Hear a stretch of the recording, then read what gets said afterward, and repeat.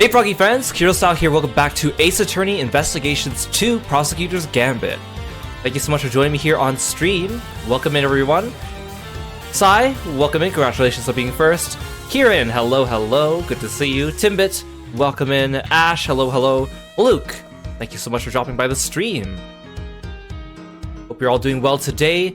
We are beginning episode 4, A Turnabout Forsaken. And the previous episode that we just finished yesterday was a really good one, so we'll see where the story goes from here. I'm really excited to get to the last case, which will be after this one. This case is actually shorter than episode 3, but we're still going to break it up into 2 streams because it's a little bit too long for one stream, but it'll be a good one, so hang on to your horses. Let's go. And so, this A Turnabout Forsaken in the English fan translation is called The Forgotten Turnabout.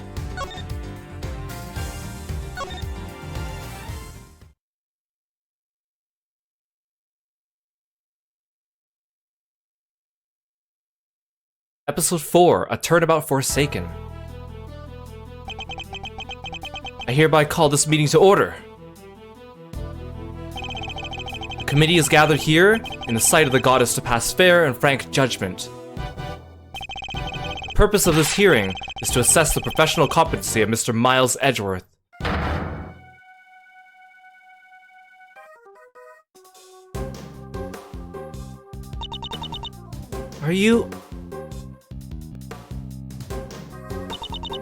Why are you wearing that raincoat?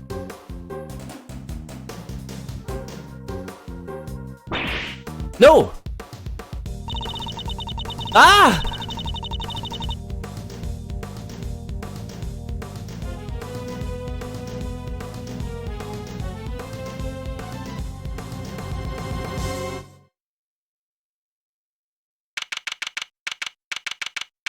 April 5th, 1:23 p.m. High Prosecutor's Offices. Room 1202.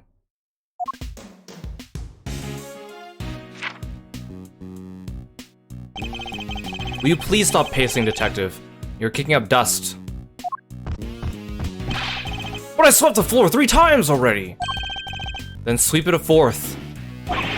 They're gonna take your badge, Mr. Edgeworth! How can you just stand there, cool as a cucumber? We don't know for certain that they will. Well, it sure seems like they mean to. Judge Cavell pretty much spelled it out. Truly, you are proving to be quite a threat to the Committee for Prosecutorial Excellence. As such, you give me little choice but to report back on your continued transgressions. No doubt you'll be called to appear before the Committee in due course.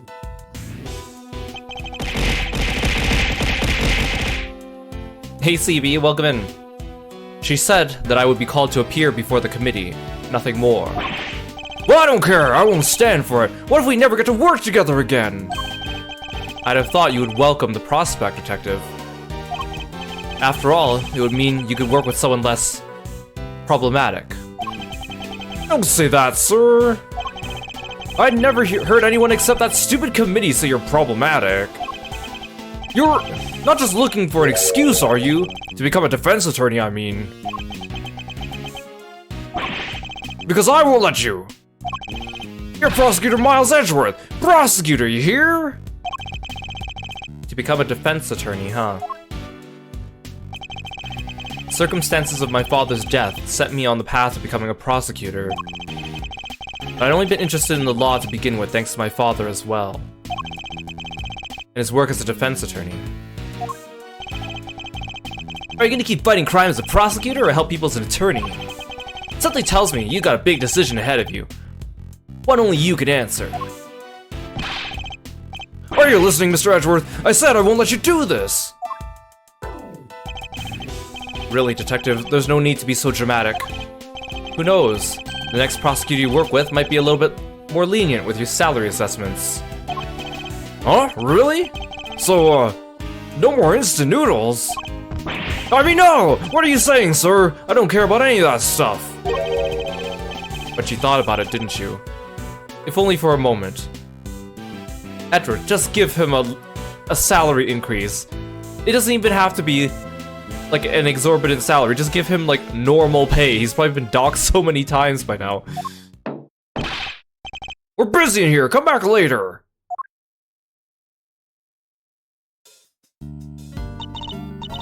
Hey there, is the prosecutor in?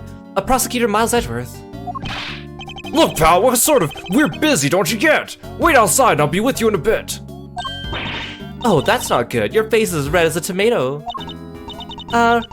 Red face, gritted teeth. Let's see. I said we're busy. Wait, that's it. Stomach cramps, right? No need to worry, it's nothing an injection can't cure. Now roll up your sleeve for me, it won't hurt. Much. Hey, no thanks, pal. I'm as healthy as can be. Who might you be? Oh, sorry, I totally forgot to introduce myself, huh? The name's Needler. Florence Needler. It sounds an awful lot like Florence Nightingale, huh? I'm a nurse at Hertz Hospital. Well, nobody here is hurt, so are you sure you have the right room? Yeah, you're Prosecutor Edgeworth, right? Wow, those are some deep furrows in your brow. Are you feeling alright? Suffering from a severe headache? I can give you an injection, though. I'll be fine, thank you. Would you please just tell us what you're doing here? Huh? Oh, sure. Well, it's like this. I brought somebody to see you. Wait right there. I'll go grab her. Wait.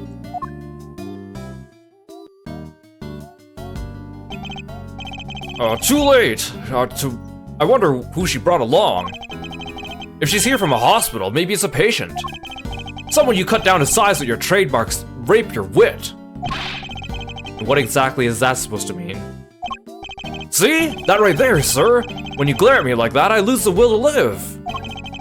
You don't want to send me to the hospital, do you? Surely he's exaggerating. After all, that's the look I always give him, and nothing's happened so far.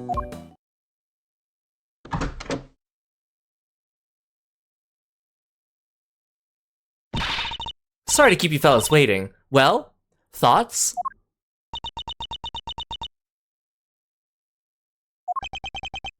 Thoughts on what? You don't recognize me. There is something about her. Something familiar. Oh, come on, Edgeworth, really? This had your name on it. So I thought, just maybe. So you really did put somebody in the hospital? Don't be ridiculous, detective. But look, sir, your name's right there on the card. Public Prosecutor Miles Edgeworth. Plain as day. Ugh. Be that as it may. I'm so sorry. What she's trying to say is, she has amnesia. Amnesia? Yes, at least that's what they tell me. Her parents must be so worried about her. I bet they've only been getting around 8 hours of sleep each night. You gotta feel for them.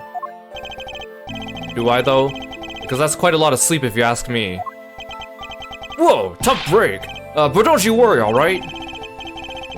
Since you had his card, that means you must really know Mr. Edgeworth somehow. So just sit back and we'll take it from here, right, sir? At the very least, we might be able to help you figure out your identity. Really? Will you? It's gonna come down to what you remember, but yes. Now that's the Mr. Edgeworth I know. Don't worry, miss. You're as good as healed. Let's not get carried away here, detective. I'm a prosecutor, remember, not a miracle worker.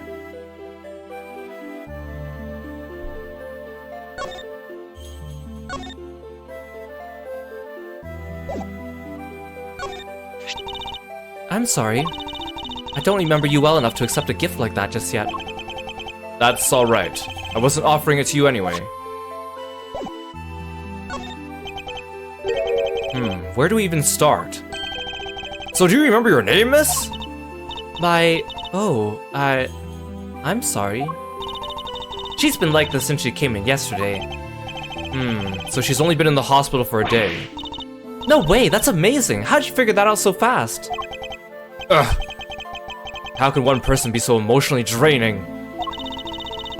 They found her wandering around late last night and brought her in. I want to help out, so I went through her stuff to see what I could find. And did you find anything apart from my business card? Nothing with her name or home address. Oh, wait a second. She was wearing this. It's a pretty unique design, right? This pin! What the heck? That Yatagarasu pin! Does that mean? But it can't be! Kay! Is it really you? Kay. I mean, I guess to be fair, she looks very different outside of her costume. It's you, isn't it, Kay? I'm... Kay. Come on, Kay, you really don't remember? Look, it's me, Gummy! That's what you always call me. Gummy. But you're an adult. That's so rude. I don't really call you that, do I? I'm so sorry. I can't believe I feel guilty now. What the heck happened to you? I've never seen you so polite. Being polite and sensitive is just not... Where's the Kay I know? You're nothing like her. Careful, detective. We wouldn't want her to get the wrong impression. You make it sound as if Kay isn't normally a polite or sensitive soul. Not that he's wrong exactly, but... So what kind of person was I before? Well, first of all, your full name is Kay Faraday. You're bright and fun and full of energy and... Oh yeah, you're a great thief! A great thief? There's a little more to it than that, but yes. Thieves generally steal other people's valuables from their dressers or vaults, and... Steal? But that's... that must be so awful for the people I took things from. My gosh, I'm so sorry. I didn't know I was a criminal. Maybe I lost my memory as some sort of punishment. No, that's not what I meant at all. I don't think that did her much good, sir. But it sure explains one thing. Look at these gloves. They're just the kind of person like that would wear. Hey, that outfit! This? It's what she was wearing when they found her. We had to get her to change out of it and put on hospital clothes, so that's why I have them. There's something on this part here. Could have something to do with how Kay lost her memory. I'll send the outfit over to forensics later and see what they can figure out. Please do, detective. Boy, they really are some thiefy clothes, huh? I'm a criminal. You may be a great thief, but you've never committed a crime in your life. Rest assured, you are no criminal. Again, Kay, going around and calling yourself a thief, did yourself no favors. If you say so. Perhaps we better leave it there for now. I'm sorry. I wish I could remember who you are. How do we know each other exactly? Well, that is... How do I put this into words? You're Prosecutor Edgeworth's assistant! I am? So, a prosecutor is the head of some sort of great thief network, then? Oh, no, not quite. We last saw Kay 2 days ago. Perhaps we should try to figure out what she's been doing since then. Was the pin the only item on her person when you received her, Nurse Needler? There were a few other things, but I doubt any that would be much use to you. I'll be the judge of that. Could you please show them to us? Well, alright then. In no particular order, I present... A Jammin' Ninja mask? Was she at a show or something? A letter. And it's addressed to Kay. Well, maybe you should have led with that. There's a letter with her name on it. Maybe you should have started with that. Next, a ticket stub. And finally... A fake flower! The kind people like to spruce up their bathrooms with. It's a corsage, detective. And they're usually worn by women. And that's that. So, anything useful in there? Kinda hard to tell. Frankly, I'm not really seeing a connection between any of them. I should take a closer look at each piece later when I have the chance.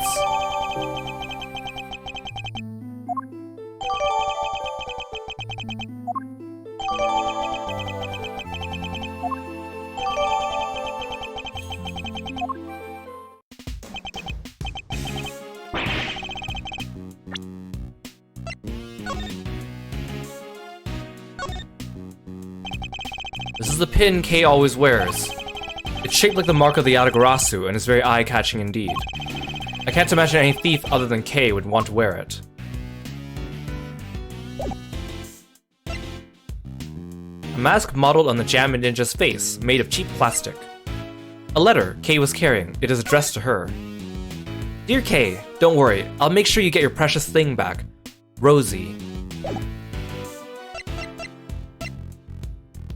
A stub from a ticket granting entry to the viewing platform on top of the big building.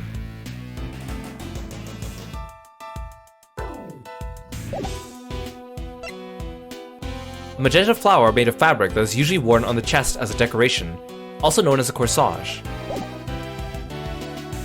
Oh, this is bad! How do we get Kei's memory back?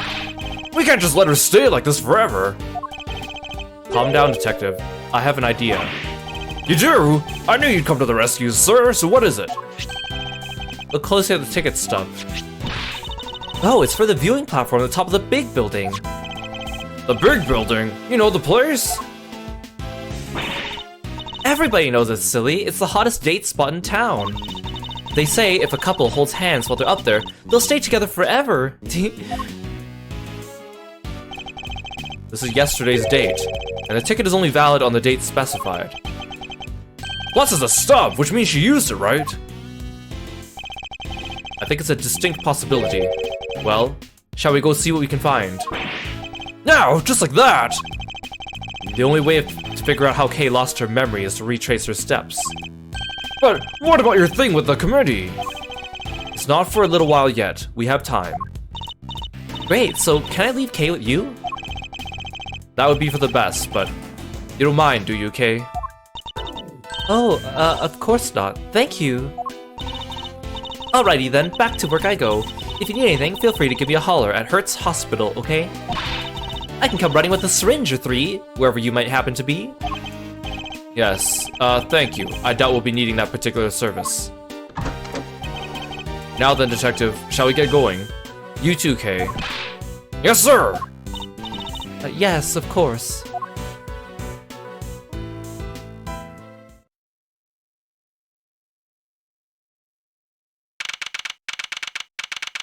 April 5th, big building, plaza. So according to this pamphlet, the big building's 50 stories high. It's all the offices inside, so the viewing platform up top is the only part that's open to the public. Here, this one's for you, sir. They were handing them out for free in the ticket area. How very kind of you, detective. Alright, I think it's time we headed inside. Look out, the big building! It's about to fall! What? We got through something! No, please, I'm begging you, stop! It's no good. Without fresh milk, my thoughts just aren't getting through to him. What's happening here? What's going on with the building? Just stay calm and talk to me, kid. Cut! Cut, cut, cut! I'm so sorry, we're shooting a movie. So could you, yes, I thought as much. Forgive our intrusion, we'll get out of your way. Detective. Oh, sorry. Really had me there for a second. Yeah, whatevs. Hey, director guy, can we take 5? I can't work under these conditions.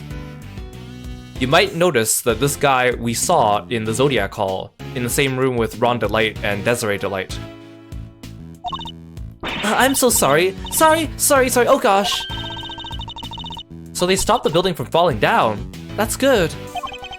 I wish we had time to explain, but maybe later. Come along, you two. Let's make ourselves scarce. And of course, you'll notice that the director was also a familiar face. April 5th, 2:18 p.m. Big building, viewing platform.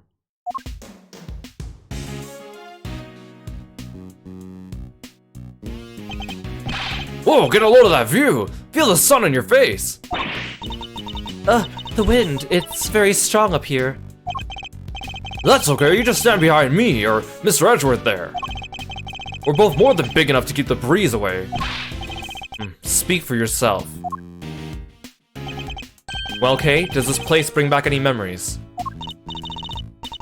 I'm not sure. Have I really been here before? Perhaps simply encouraging her to talk will help. Kay, please. Any thoughts or feelings that come to mind might be a clue we can use. Alright, I don't know if this will be of any help at all, but... I love how she's just telling us what she remembers, but they make it look like a confrontation. What I remember? I still can't be sure if I've ever been here before. It's so high up, and the wind is so strong. It's terrifying. I don't remember. I just don't remember anything. It's no good. I'm so sorry. No dice, huh? I'm sorry, I feel so useless. I know I'm supposed to have all these memories, but I just can't remember. You have amnesia, Kay. Don't be so hard on yourself. Listen, sir, maybe this just once. Try not to be so intimidating, okay? Or at the very least, don't use your trademark glare on her. Nobody asked for your opinion, detective.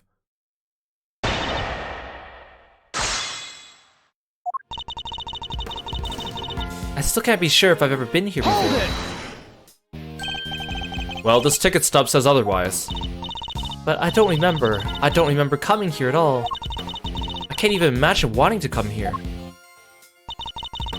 It's so high up and the wind is so strong. It's terrifying. Kay used to love places like this, though. But am I really her? I feel dizzy just taking a look around. I don't even think anyone should be allowed up here. What if an old person fell, or a child? It doesn't bear thinking about. There's a fence all around us and it's pretty high. There's really no need to worry. If you say so. I don't remember. I just don't remember anything. Nothing's coming to mind, then just take a look around. Do you recognize anything? Anything at all? Let's see. Cherry blossoms. Go on. I was standing under the cherry tree. Yes! I was trying to stay out of the rain. It was raining. I remember now. And there was red. A red... something. So it was raining. She was underneath the cherry tree. She saw something red from where she stood. But what? Was this something I said? No, but if you could add that to your testimony, we could explore it further. But from under the cherry tree, I think I saw something red. There's something red. Can you tell me more about it? I'm not sure. It was just a red thing. That's all I can say. What can we see nearby that's red? Was it the concession stand over there, perhaps? Stand. A red concession stand. Yes, I think that was it! Somebody was walking toward me from beyond it. And then what happened? Then, I'm sorry. That's alright. If you could just add what you've told us to your testimony. But there was someone walking toward me from beyond the concession stand. Hold it! The stand in question is the one behind you, correct? That's right. I remember the red color, and the person walking toward me from beyond it. I saw it all from under the cherry tree. Tell me something. This person you keep mentioning. Could you not see their face, or did you simply not know who they were? I'm sorry. I'm just not sure.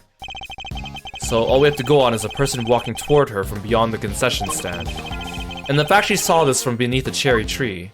It's no good. I'm so sorry. Hold it! It doesn't have to be related to how you lost your memory, but if anything floats up at all, just say it. Really? Well, let's see. Oh, the cotton candy from the stand over there. I don't know why, but it just came to me. If you're hungry, you only have to say, "If you want cotton candy, you got it! My treat!" Thank you. It would make my day. I have to get something out of her somehow. Maybe if I pressed her a little, I could shake something loose.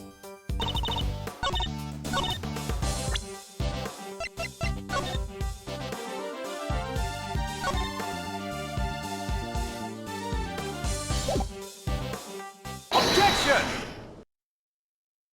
Edgeworth, don't shout objection at the person that's recovering. You say you saw someone over there beyond the stand. And they were walking toward you. Yes, I can see them getting closer. Are you sure it wasn't a ghost? No, it was a person. I'm sure of it. From where you were standing, anyone you saw on the other side of the concession stand would have to have been floating in midair, hundreds of feet above the ground. I don't really agree with this argument. I know what they're going for, but the diagram has a gap between the stand and the fence, so I think it's very easy to mislead a player and not really convey what they want. So how on earth could it have been a person? Ah!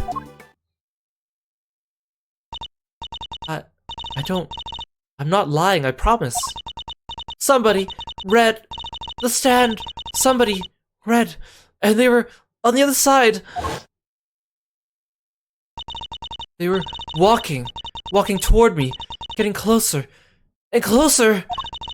And then they, ah! Hey, what's the matter? You alright? We're here. Whatever it is, it can't hurt you. I was pushed, and I fell. By a person in, yes, a red raincoat. Person in a red raincoat who could walk on air, and who supposedly pushed her off the building. None of this makes any sense. Not the least of which, nobody could fall from this height and survive.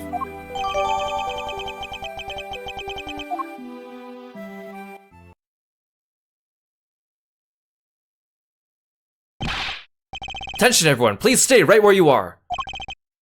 What's wrong, officer? I'm Detective Gumshoe. Mind filling me in? Yes, sir. A body's been discovered in this building, sir. A body? Whose body exactly? Not sure, we're still working on it, but what we do know is the victim is a young woman. And her name is Kay. What in the blazing?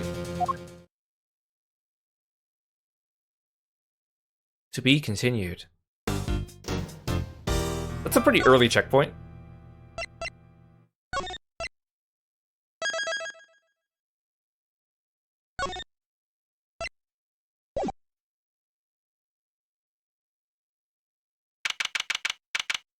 April 5th, 2:36 p.m.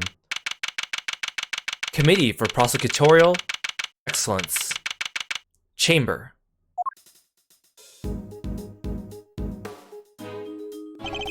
What? This room? Officer, isn't this...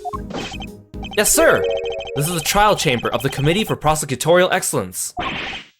So it's here now? I knew that they moved out of the prosecutor's building. I had no idea they'd come here. Edgeworth, did you like have an appointment at this place later today? Shouldn't they have given you the right address?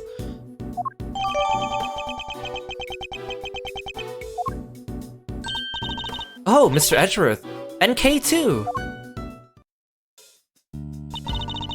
How are y'all doing? Is Kay feeling any better? We heard there was some kind of incident. I'm sorry, but who might you be? This is my grandma. Hold on one second. Name's Hilda Hertz, Sonny. And who the heck might you be? Ahem. It's a pleasure to meet you. Prosecutor Miles Edgeworth at your service. I think Hilda Hertz is supposed to sound like Heal da Hertz, because she's a nurse or a doctor. Nurse Needler, your grandmother's name, Hertz. Is she... Yep, she's the director of Hertz Hospital. This old woman is the head of a hospital. Don't you old fogey me, you dang reprobate. Ahem. How did she do that? Whoa, sounds like you're some kind of a big deal, ma'am. Oh, that's not true. Ahem. Not wrong at all. Oh, him? He's the one looking after the girl. The one with amnesia. Seems Dr. Hertz is a bit of an introvert. Want me to fix those brow furrows of yours, Sonny? Yeah. Oh, there's no fixing those, ma'am. They're downright incurable. What? You're sure you want me to say that, Grandma? Well, alright then. Now, I don't got a dang thing more to say to none of ya. You go on your business, you hear? As long as that business doesn't involve messing with the deceased body, I got work to do. Wait, please. Not a dang thing, I tell ya. Hey, you can't talk to us like that. What gives you the right, pal?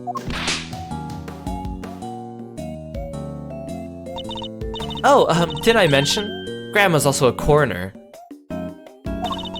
She's in charge of this case, which means ow! Which means exactly that. Ahem. These two are such an interesting pair. What do you mean, exactly what? How am I supposed to know? She said it, not me.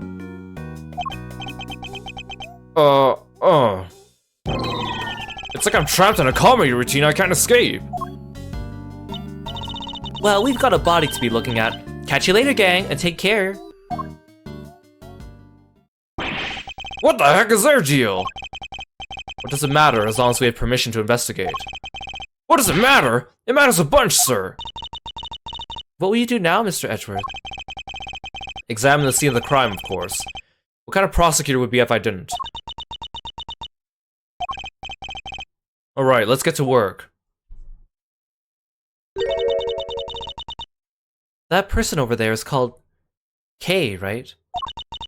Surely that means I can't be the K, you know. That's what we're looking to figure out. But don't worry. You're the K we know. I'm certain of it. Thanks. A K who lost her memory and a victim who shares her name. Both meeting their respective fates here at the big building. No doubt this case will be the key to restoring our K's memories. I'd stake my life on it.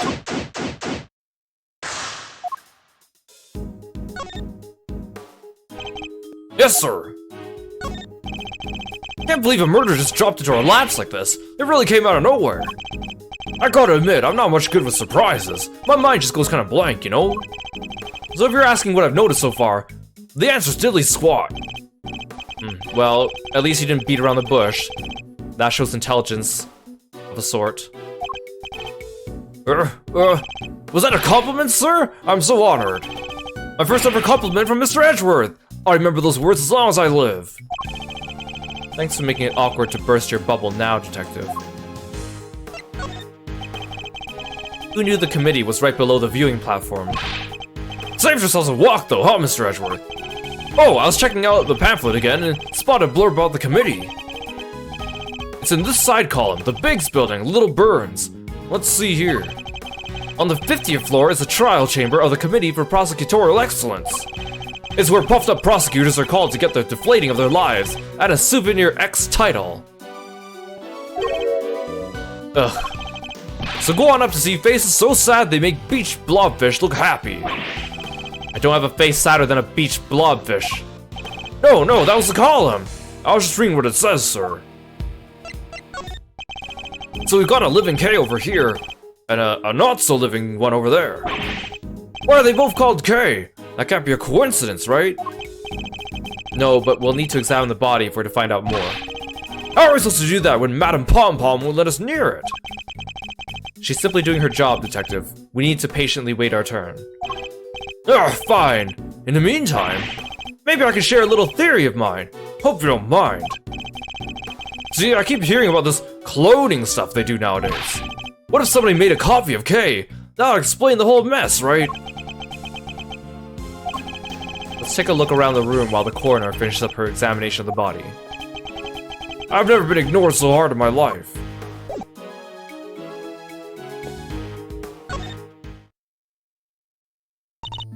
Yes? Can I help with something?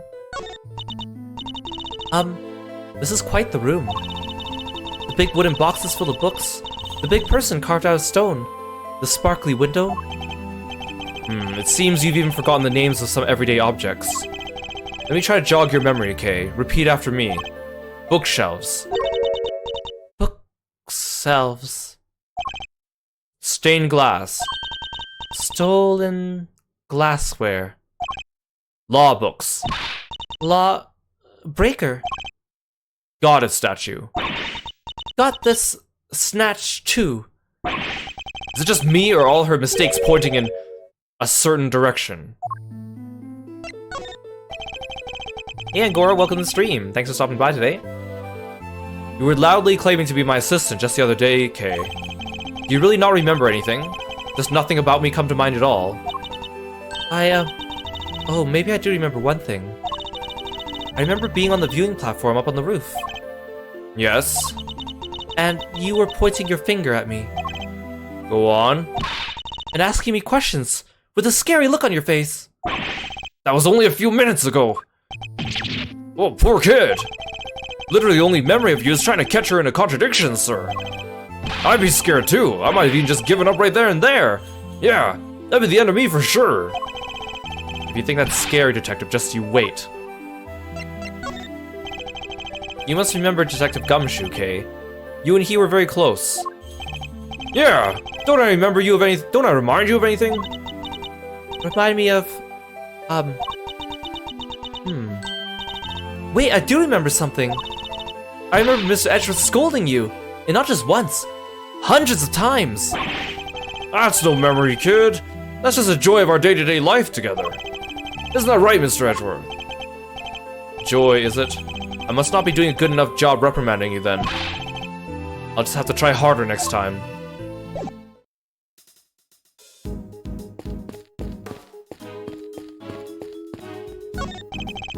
It's a statue of the Goddess of Justice. You sure know your stuff, sir. So, does she dole out blessings or what? She's not that kind of goddess, Detective. She's a symbol of the sanctity of the law. The scales represent justice, the sword retribution, and the blindfold shows her impartiality. I must scour the scene and inspect anything that catches my attention. Gee, Edgeworth, I wonder what catches your attention. There's a pool of blood here at the foot of the statue. Judging by the amount and how it's spread, I'd say this is where the victim was killed. But the body's on the table behind us, sir. How come? I can only surmise the killer must have moved it for some reason after committing the murder. Whoa, this is one big statue. What's it even for? The Goddess of Justice stands in judgment over the committee's proceedings against corrupt prosecutors. And if I'm not very much mistaken, it's a Paul Halik original. You mean the victim from the IS-7 incident, sir? Mr. Artie Frost! No matter how murky his name or morals were, there's no denying his skill. It's a genuine work of art. I heard someplace that has a lot of good artists are either geniuses or eccentrics. Which do you think he was? I don't know about Halik, but Larry is definitely an eccentric.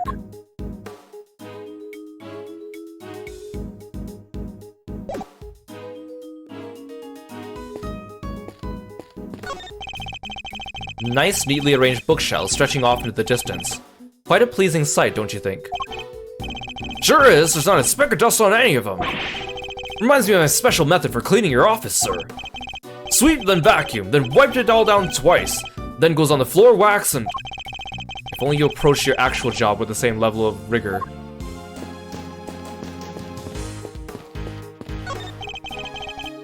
That's a lot of books, sir. It's kind of intimidating if you ask me. Intimidating? What could be more welcoming than a good book, Detective? Guess that depends. I got the chewing out of my life in a library back in the day for running laps around inside it. But this isn't really a library, is it? So maybe I could jog around a little. Work off some of the anxiety. Something tells me that if I don't stop him, he might very well start running around and around.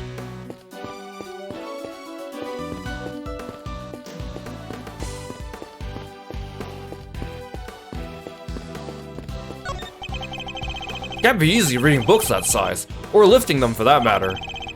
And the committee only just moved. It must have been quite the undertaking. Hauling stuff around is kind of my forte.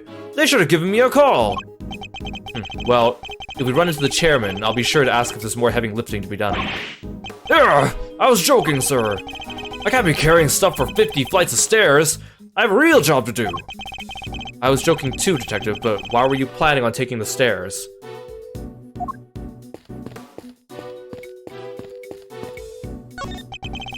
An enormous semicircular desk with seating for 11. It almost reminds me of a certain legend. I know the one, sir! The Knights of the, Brown Table, right? Whoops! Guess I wasn't it. The Newts of the Brown Table. The Knives of the Brown Stable. Further and further from the mark. But I'll refrain from rubbing it in his nose. For now. If things had gone as they were meant to, I'd be standing at this podium right now. Yeah, I guess so, huh? I'm glad the hearing got delayed, but I wish it wasn't because someone died. Although it would have been that much harder to investigate had my badge been taken away. The best thing I could do right now for all parties involved is to get to the truth behind this incident. Officer, tell me about the security arrangements for this room. Yes, sir. You need a special keycard to enter, sir. Interesting. So not just anybody can enter. In which case, the person who discovered the body would have been... Yes, sir, a member of the committee. They found it when they arrived for today's hearing. The hearing? My hearing. Which would be underway right now if it wasn't for this. Sorry to intrude. Oh, that's not the best. Or that's not Eustace.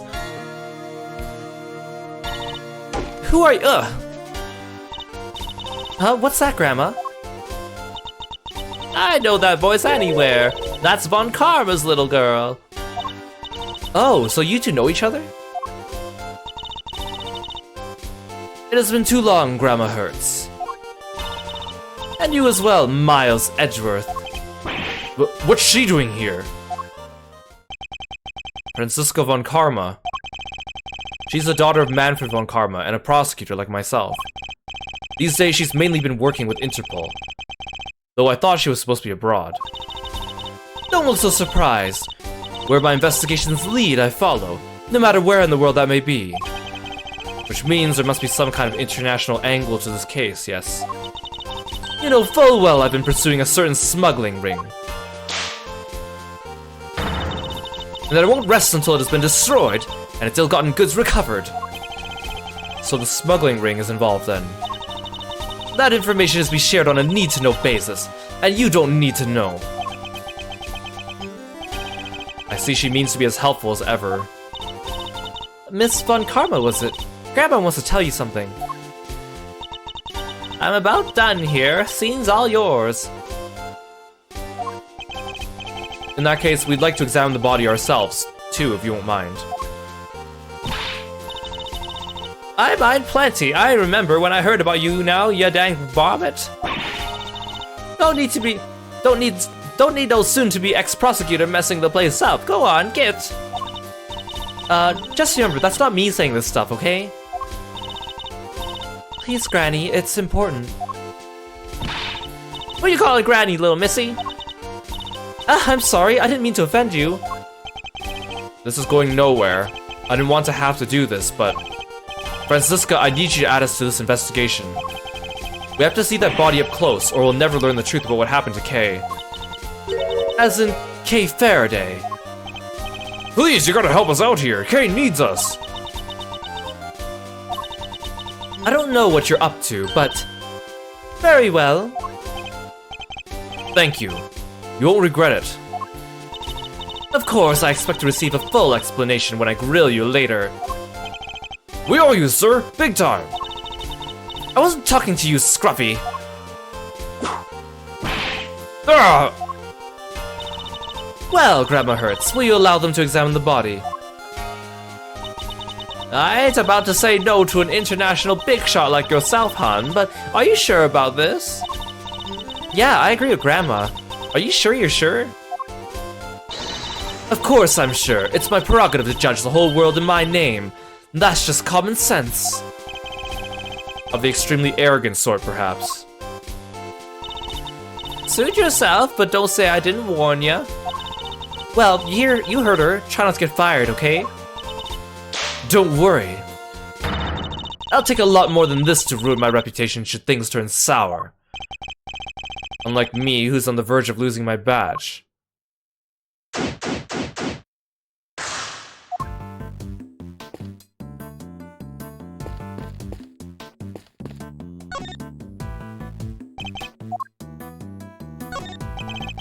Didn't take long for Miss Von Karma to start waving her whip around, huh? I tried keeping my distance, but she's too quick. I can't get out of the way in time. I wouldn't bother, Detective. Sometimes, the more you try to move away, the more the whip seems to find its mark. Yeah, it's enough to make you want to give up altogether. And I should know. I've been smacked around by Miss Von Karma at least as much as you, sir. Good for you. Maybe just because they're calling her Kay, but the victim's even starting to look like her to me. You're imagining similarities because of the name, Detective. Don't allow it to mold your perceptions. Mold them? Yeah, wouldn't want that. Nobody wants their perceptions getting all fusty. 1 minute's moldy perceptions, next is dusty thinking. Damp assumptions, you name it. You're imagining similarities because of the word, Detective. Don't allow it to mold your perceptions. Yes, sir. Alright then. We got permission to investigate the scene. Let's see what we can figure out as we molded things over. I think you mean mold. You're imagining similarities because of the word, Detective. Don't allow it to mold your perceptions. How's the investigation going, officer? Great, sir. To tell you the truth, I've forgotten all about the work and decided to focus on daydreaming. They say if you think in pictures instead of words, it's really good for the right side of your brain, so that'll be quite enough. Well, thanks for calling Kirby and the Sleepless Dream.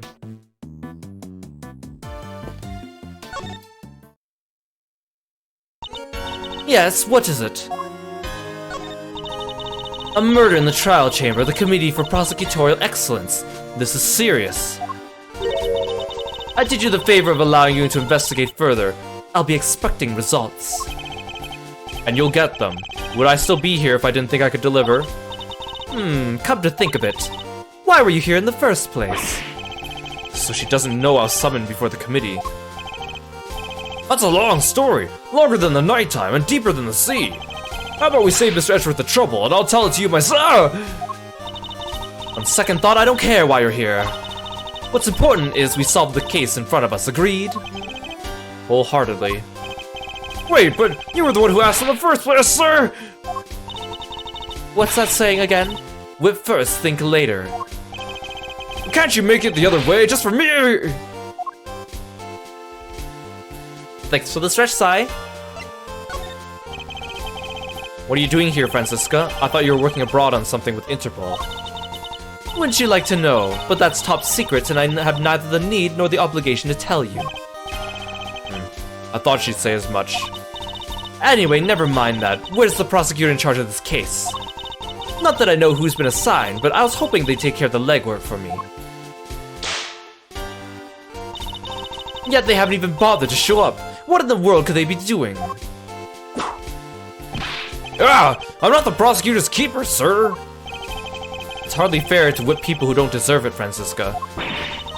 What use is a whip if you don't use it, And who better to use it on than anybody who isn't giving 110%? I may not know who's been assigned yet either, but I 100% feel for them already. Or 110% feel for them. I couldn't help but notice you seem to be acquainted with Dr. Hertz. How very astute of you, Miles Edgeworth. Yes, I know her. Once upon a time, we... Never mind. She doesn't seem keen to talk about it. Perhaps I better leave it for now. What happened, sir? What happened once upon a time? You can't not tell us now. Ouch! Only a foolish fool foolishly pries into another person's business. Now hold your tongue, Scruffy, or you'll get more than a mere tongue lashing. It's a bit late for that. Spare the whip, spoil the child. A whip in time saves 9. Did you go to school, you whipless wonder? Yeah! Yes, it seems that leaving it alone was the right choice after all.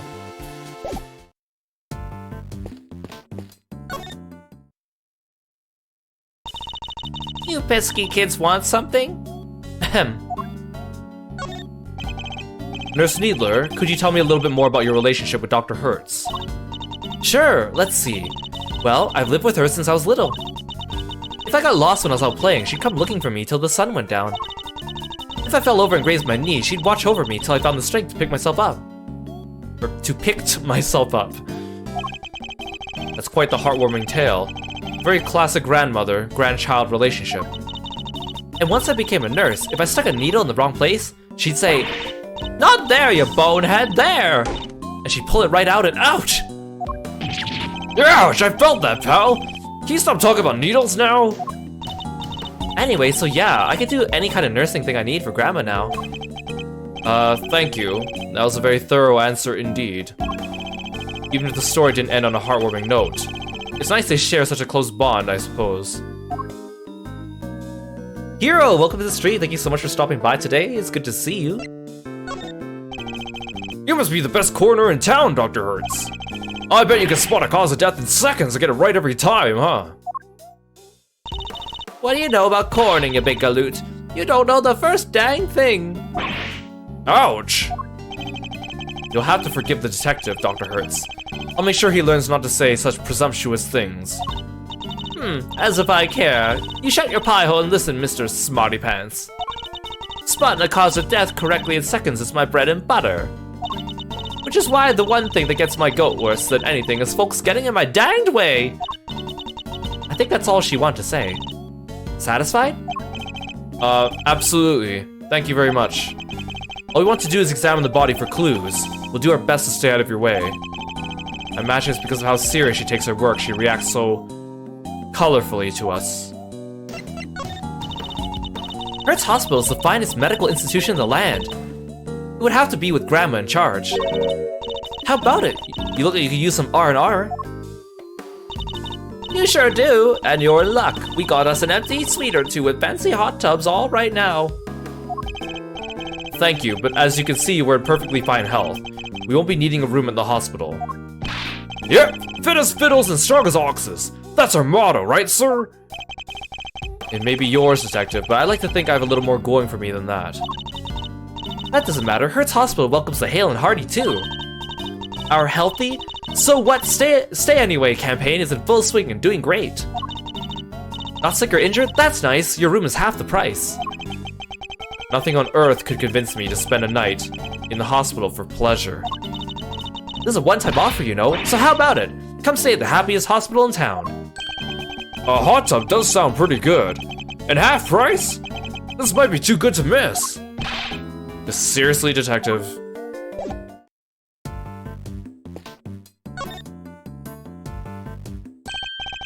Well, one thing's for certain.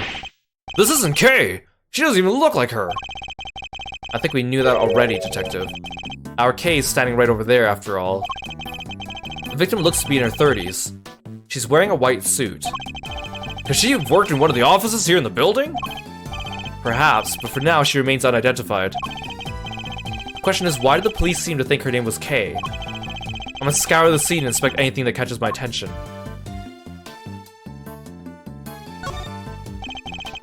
You think this could be the murder weapon? A 3-armed candelabrum. The victim suffered the same number of puncture wounds to the chest. Puncture wounds that could well have been made by these spikes. A candle? Album? Not quite, detective. A candelabrum. A candle holder, in other words. Ah, I gotcha. That reminds me. I forgot to pay my electricity bill once a while back. I had to live by candlelight for a whole month. Who does that in this day and age?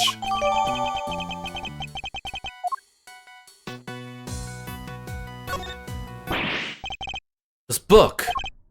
What the? That's Kay's promise notebook. It's where she wrote down all the promises she made to her dad. Haven't seen this in a while. Indeed. Kay's promises to Daddy. Promise 1, never take things from a stranger. Promise 2, never go anywhere with a stranger. A book of vows made by a child to her father. Promise 3, always greet people with a smile, even people you don't know. Promise 4, never cry in front of strangers. Promise 5, always try your hardest to learn about things you don't understand. But what exactly is it doing here? Oh, I just remembered something Detective Bad told me a few years back. He said something precious to Kay disappeared from the station. What? Evidence went missing from the police custody. Detective Bad said he looked for it everywhere, but no dice. What could this mean? And why did it turn up here of all places? You there, what do we know about this notebook, officer? The victim was holding it when they found her, sir. It was the only thing with any kind of name on it at the time. So that's how she became Kay. Talk about a red herring! Still doesn't explain how she ended up with it, though. If only had a few more leads on the victim's true identity. Hey Aru, welcome to the stream. Thanks for stopping by today. It doesn't look as if there's anything in the chest pocket. Nothing except this hole right here. By the look of how the fabric was torn, I think it was pierced by something sharp. Can't keep your coins in there now. They'd all fall right out. Have you never heard of a change purse, detective? Sure have, sir. It's another word for pocket, right? I give up. There's something pinned to the jacket here. A piece of magenta fabric. Whatever it was, it looks like it was torn off pretty roughly. The victim's hair is caked with blood. Looks like she was hit with something, huh? Unfortunately, it's too early to say for certain. Perhaps an answer will turn up as we investigate further.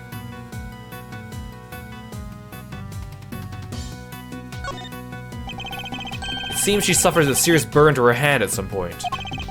You think it has something to do with how she died? No, this scar's too old for that. I would imagine it happened some time ago. She's holding something. Detective, can you open her hand for me? Yes, sir, right away. What is that? Wait, I know. It's a loyalty card, probably from a store she— Ah! It's a key card. Oh, why, sir, why? The question we should be asking is, what does it open?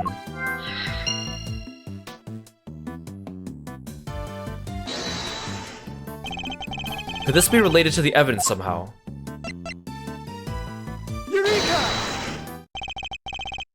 Judging by its appearance, I'd say the flower Kay was carrying originally belonged to the victim. Yeah, now you mention it, it does look like it's made of the same fabric. Indeed. Let's make a closer comparison. The torn edges match up exactly! Well, you got one heck of an eye, sir! The flower belonged to the victim. This implies a connection between the victim and Kay Faraday. Furthermore, it appears the flower was torn off with a considerable force. Kay Faraday was involved in the incident somehow, and based on what we're seeing here, we may have no choice but to treat her as our main suspect. What? But there's no way she could have done this!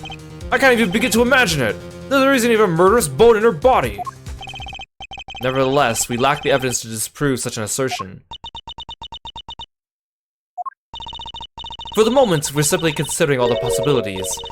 Isn't that right, Miles Edgeworth? For better or worse, yes. Hey Ari, welcome in! Thanks so much for joining us on stream today. Hope you're doing well. Pure white jacket with a deep red stain on its lapel. This jacket. The buttons are on the wearer's right-hand side. What's so weird about that? Buttons always go on the right, no? Not in women's clothing. Traditionally, the buttons would be on the left. Like I always say, sir, you know your stuff. This is common knowledge, detective. Nothing else seems amiss. Wait, what's this in the pocket? A pair of gloves! Also white! They don't seem to be soiled in any way. I imagine they must have belonged to the victim.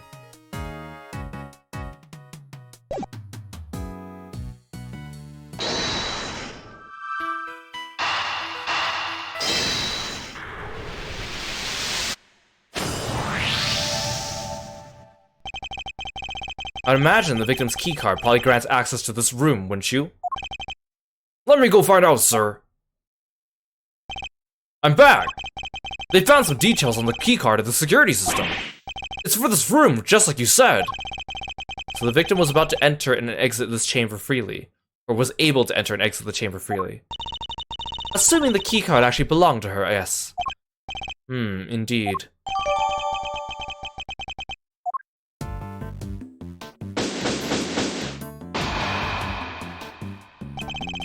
It seems we're no closer to discovering the identity of our victim.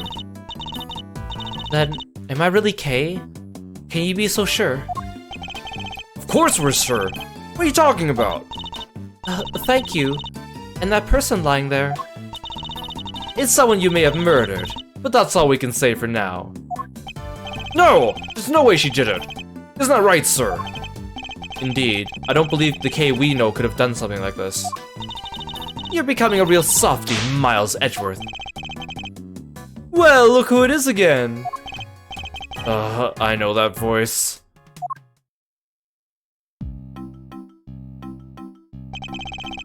With a winning smile and the #1 name in the business, it is I, Prosecutor Eustace Winner.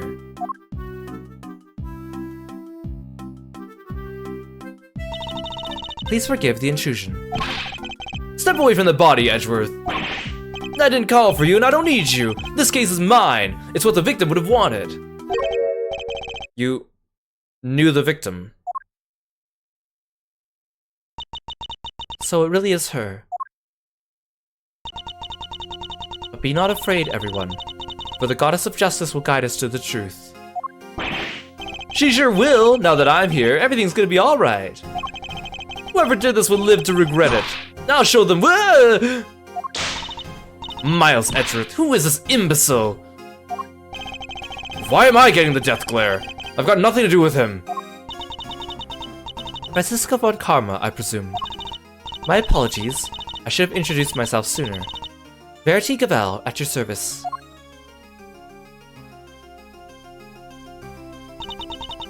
And the deceased in this case is...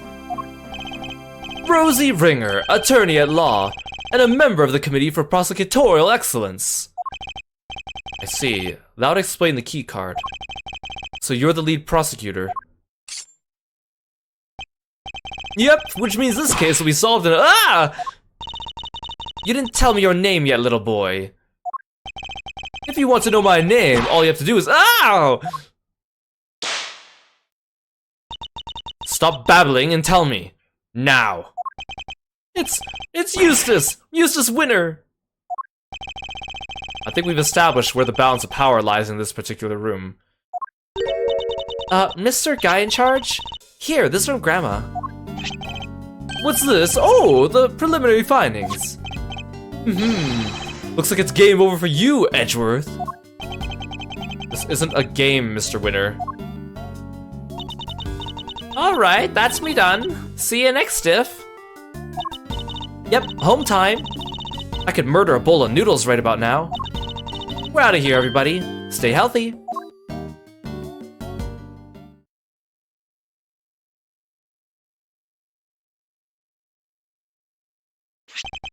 Let's see. So the wound on her head is from when she fell over after she died? Eustace. Yeah, it was the candle holder that killed her, huh? And she died sometime late last night. What now, Gavel? It's very kind of you to share the coroner's findings with everybody, Eustace. Perhaps you should leave it there. We won't want you to strain your voice after all. No, that would be a tragedy. Hey Fate, welcome to the stream. Thanks for dropping by today.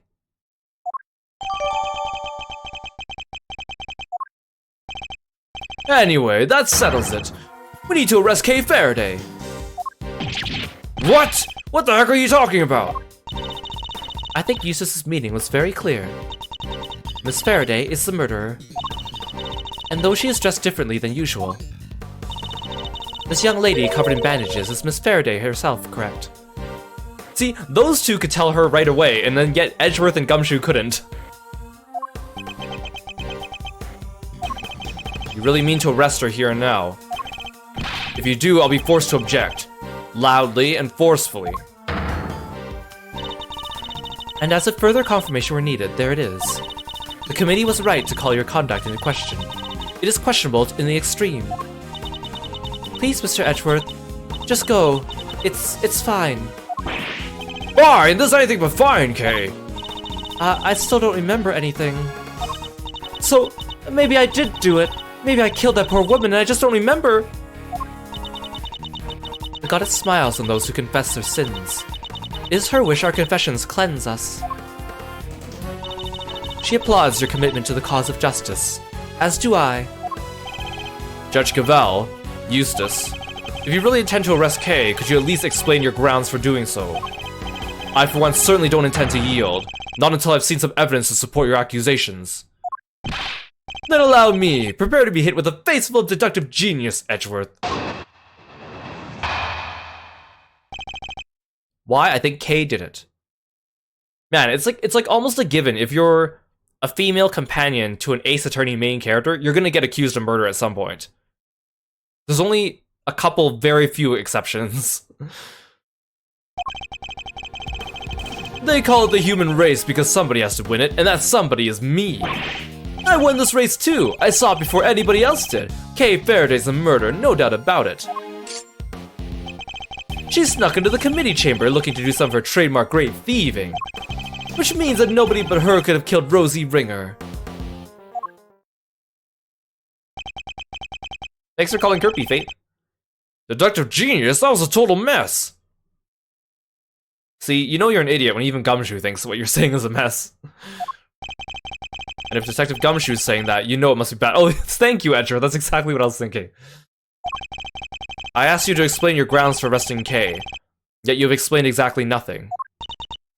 True, but we haven't seen any proof of her innocence either. It's alright, Kay. Mr. Edgeworth will pull off a miracle somehow. You just gotta believe in him. My deductions aren't acts of divine intervention, you know. Well, Miles Edgeworth, I'd hate for you to disappoint me. But in the event that you do, I'll be sure to freely let you know.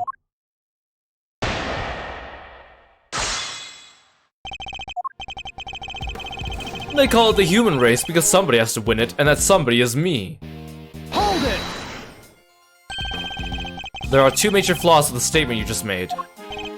Flaws? In a statement of mine? I don't make mistakes. It's literally impossible. And that's a third flaw right there. You're just trying to confuse me. It's a cheap tactic even for you. Well, it won't work because I am the world champion of not getting confused. So there. I won this race too. I saw it before anybody else did. Kay Faraday's the murderer, no doubt about it. Hold it! Do you mind explaining the grounds for your accusation in a little more detail? Well, if you insist, prepare to be wowed, Edgeworth. I figured it all out before anybody else even had the chance. Before I even saw the scene. No, before I even heard about the case. I knew it right away. She did it. She's the murderer. It can't be anybody else. Ah! Your grounds. Yeah, sorry. I was just getting to that. Do you think when he hits himself in the face with his own baton, does it hurt more than getting whipped by Franziska? She snuck into the committee chamber, looking to do some of her trademark great thieving. Again, Kay, going around calling yourself a thief when you haven't stolen anything is probably not doing you any favors, I'm just saying. Oh really? And what was it she was trying to steal? Well, a file. A very particular file. One pertaining to your professional conduct, in fact, Mr. Edgeworth. And you could prove that she needed the file badly enough to steal it. Overruled. Oh, there'll be no need to go into that. Will there, Mr. Prosecutor? No, that, won't be necessary. What? Please, Mr. Winner, continue. Which means that nobody but her could have killed Rosie Ringer. Hold it! And you have proof that could only have been Kay who committed the murder. Nope! Then might I suggest you try looking into other possible suspects with all due haste. For that, I believe, would be the winning approach here. The winning approach! Overruled.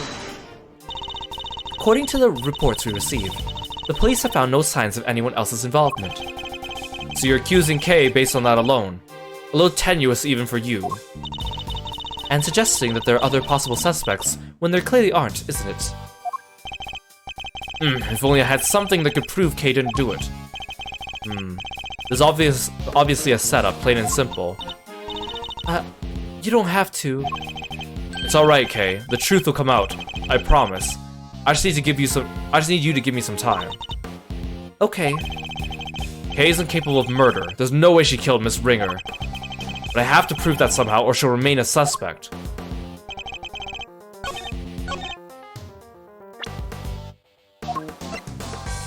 Objection!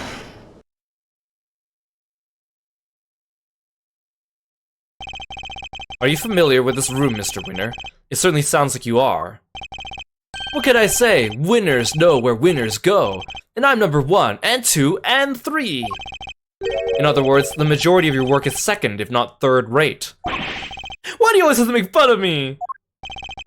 You could take it as a slight if you wish. The fact remains you seem unfamiliar with this keycard. Who do you take me for? Of course I'm familiar with it. You need one of those to get in here. Oh, don't you? Have you no shame? Yeah! Mr. Winner, do you even really suspect Kay? Of course I do, she did it! Faraday's a killer! Then perhaps you could tell us how Kay got into such a secure room as this, without a keycard. Well, she... You know, there was the... and she... yeah. A masterful summary. Now, as we know, only members of the committee have keycards, therefore only they can enter. Precisely. Why is she agreeing with me? Please, take a look at this. I have security pulled the data earlier. As you can see, the door to this room was opened at 12:52 AM with Miss Ringer's keycard.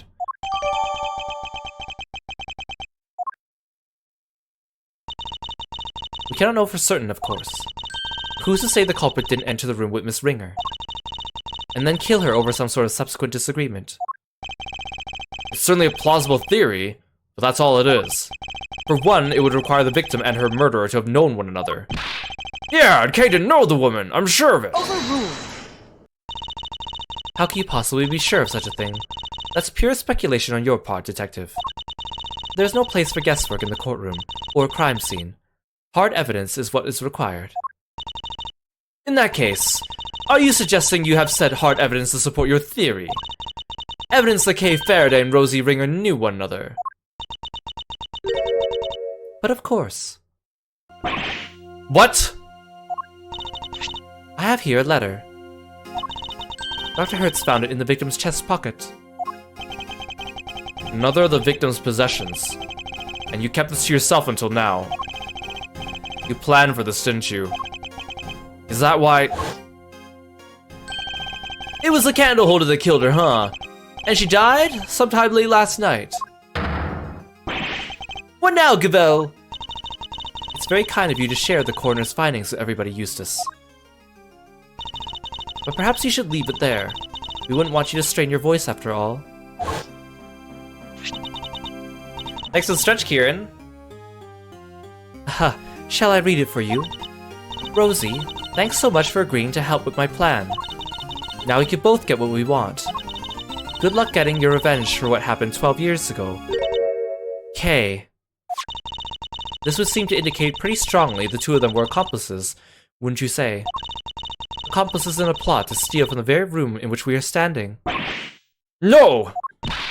Wait, so your principal suspect is... Miss Kay Faraday, for the second crime, as well as Miss Ringer's murder. I'm the principal suspect. Don't listen to her, it's all lies, all of it! You're not like that! You never do any of the stuff they're accusing you of! Then how do you explain the letter, detective? Ugh! Unlike Mr. Winner, I suspected that Judge Gavel herself had some proof to support her accusation. But I didn't expect it to be quite so definitive. Nicely done, Gavel! Thank you, Eustace. Hold it! We're not done yet. I still have questions, and you better have answers. Would you mind if I handled this, Eustace? Be my guest. Have fun arguing Edgeworth into the ground. I can't let them steamroller me on this. I have to find a way to take back the advantage. Kay's letter. As the letter more than adequately proves, Miss Faraday and Miss Ringer were acquainted. It seems Miss Faraday had asked for Miss Ringer's help in the plot of some kind. But for whatever reason, their alliance must have broken down. Miss Ringer lost her life in the resulting disagreement, but she had one last card to play. The letter she kept safe in her left chest pocket, which spells out the name of her killer. She's good, better than ever even. Think you could take her down, Mr. Edgeworth? Yes, of course. Don't do this out of pride, Miles Edgeworth. If you're going to fail, do it on somebody else's time. Hey, whose side are you on, sir? There's only one side to be on, Scruffy. The side of the truth. Uh-oh. Looks like the kid's got something to say. Well, if there's only one side to be on, then it has to be on the winning. Ah! Quiet, you. My thoughts exactly.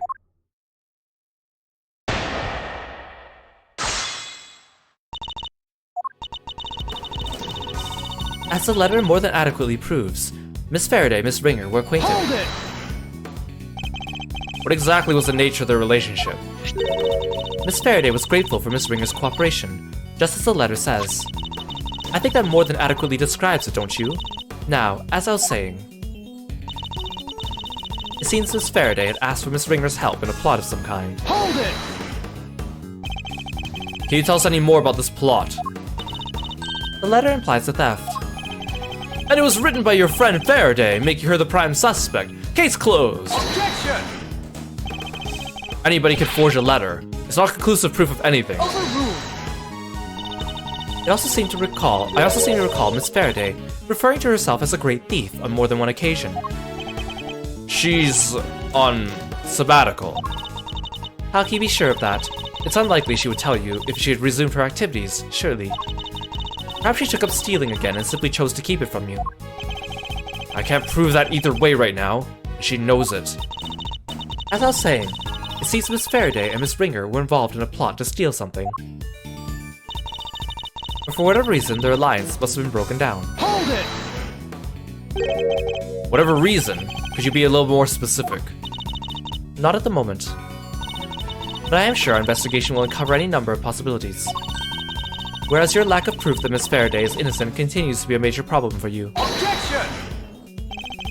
I concede some of the evidence would seem to point to Kay's involvement, but none of it anywhere near conclusive. Overruled! A letter explicitly outlining a connection to the victim, backed up by supporting evidence from the scene. How much more conclusive could it be? And what's more, where is your proof to the contrary? Miss Ringer lost her life in the resulting disagreement, but she had one last card to play. Hold it! Is there any actual evidence to show Kay killed Miss Ringer? You don't give up, do you? What do you call that letter, huh? Evidence, duh. I wouldn't be so sure. For one thing, it doesn't mention anything resembling a murder plan. It doesn't? Oh, I guess not, huh? Aha! But it will once we hold a flame to it and reveal the secret writing. I wouldn't place too much hope in that revealing anything, Eustace. And we don't need it to. Not when we have... the letter she kept safe in her left chest pocket, which spells out the name of her killer. Hold it! We were able to examine the pocket in question for ourselves. And you want to know why the letter wasn't there, I assume. It's simple! The police's #1 priority was to handing it over to me. The victim had kept it on the left side of her chest, next to her heart, in other words, to indicate her heart's desire that her killer be brought to justice. I have little interest in sentimental speculations about Miss Ringer's desires. One thing does interest me. The fact you said the letter was in the victim's left chest pocket. It is the truth, as the goddess is my witness. That is where the letter was found. There's no doubt about it. Same place where she was stabbed with the candelabrum. I think that might prove to be a very important clue. I can't imagine Kay writing a letter like that. But unless we get more out of Judge Gavelle, I don't think it will prove she didn't. I should try pressing the good judge on some of her statements and see if she let something slip. This duo is so infuriating, they make good antagonists. I agree. It's like, well, I think Eustace is super annoying, but he is like, always getting in our way. And then when we argue with him, it's like arguing with a child, which is just frustrating. But then Gavelle steps in afterwards, and then she gives like a good argument, and then like, stomps us back down to our place. And she does it so like, calmly too.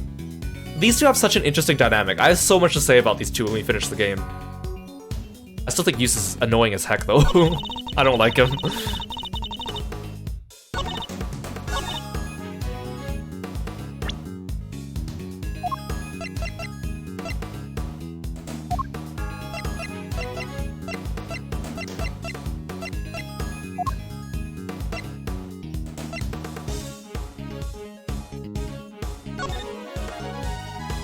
Victim's body discovered in committee chamber.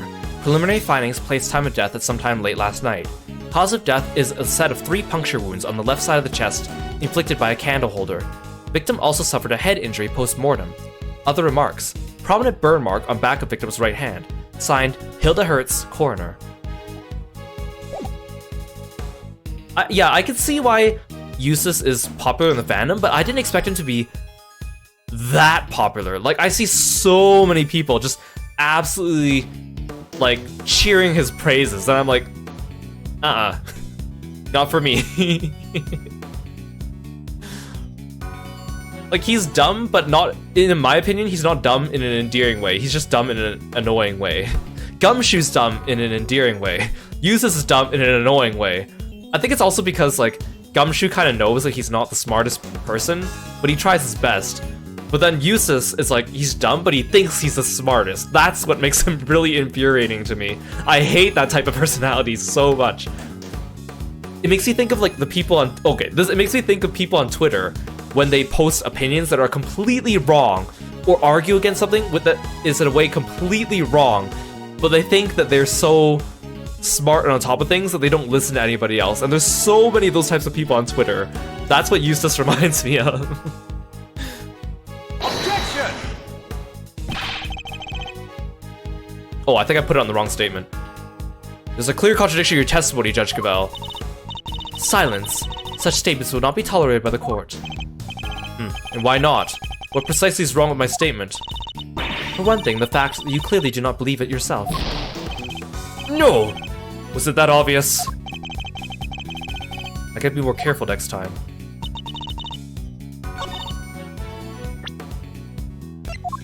Objection! So the victim kept the most vital clue of all closest to her heart. How very touching. The voices of the dead fight to be heard, and even then, they don't always reach us. But her voice rang loud and true, and it told us Miss Faraday is her killer. I think you may have misheard her, Your Honor, or perhaps an evil spirit was trying to mislead you. Hey, you take that back! Perhaps we should try listening to the words of the coroner's report instead. By all means, if I recall correctly, the victim was stabbed on her left side. No. Yes, I'm afraid so. You claim the letter was found in the victim's left chest pocket. Right where she was stabbed by the candle holder! Indeed. 3 puncture wounds to the chest, and yet not one to the letter. Miraculous, no? Well, Judge Cavell, how do you explain that? Because I can think of one explanation. That the letter was deliberately placed there after the fact in order to cast suspicion on Kay. Someone went to a lot of trouble to check the crime scene, or to create the crime scene we see before us. And that someone is the real culprit who almost certainly forged this letter. No. It's clear the culprit intended to frame Kay by means of that letter. And you fell for it hook, line, and sinker! Objection! No, Faraday did it! The letter was in her other pocket, yeah! Huh? Seriously? The whole left chest pocket thing was a mistake. Whoever reported it must have meant their left. Yeah! He just got whipped and then immediately hit himself.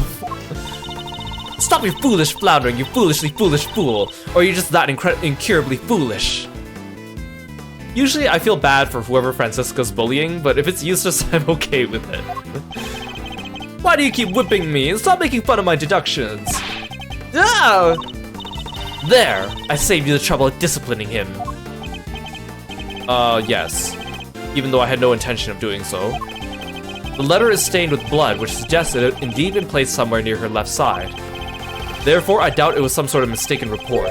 Not unless that report was given by you. No, Cavell, say something!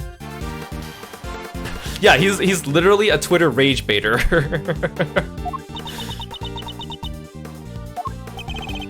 No objections? Good. Then allow me to continue. So we've established the existence of a second suspect. No, we haven't! The murderer had to get in here, remember? Who else could have gotten in apart from Faraday and Ringer? Whoever it was would have needed a key card. Judge Cavell proposed the killer enter the room together with the victim. What if there's something questionable at the very basis of her theory itself? This piece of evidence points to another suspect other than Kay.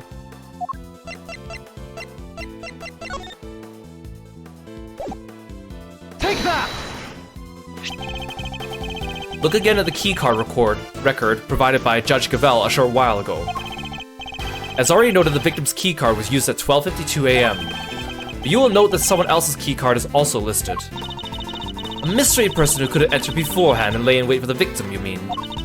This other person entered at 10:15 p.m., so it's certainly not outside the realm of possibility. Except I'm afraid it is. Where's your evidence, huh, Your Honor? My evidence? I am the evidence, detective. It was my keycard. There's nothing suspicious about a committee member entering the chamber as I please. Is there? I also love Gavel's musical theme. Every time it plays, it's just like, uh-oh. You know she's about to make a good point and counteract our argument. Perhaps not. But that's also not the exonerating evidence you seem to think it is. Unless you can also prove that you yourself didn't murder your colleague. Overruled. What utter nonsense. What would I have to gain from killing her? Objection! I'm sure you know how I'm going to answer that, Your Honor. I believe further investigation will shed light on any motives you might have had. Overruled. I'm a faithful servant of the goddess. Why would I ever resort to an act of crime? I use my keycard, that much is true, but my reason for entering the room is far from questionable. Then perhaps you'd care to tell us why. I had business here in the committee chamber. There were certain preparations to make. Preparations? Sounds pretty suspicious to me. I am not at liberty to share what I was preparing for. But I am sure Prosecutor Edgeworth can make an educated guess. My hearing. She must have been busy gathering the documents they were going to use against me. To relieving me of my badge. Alright, children, that's enough. It's good to keep our skills and our tongues sharp, especially when we're young, but that'll do for now. Who in the...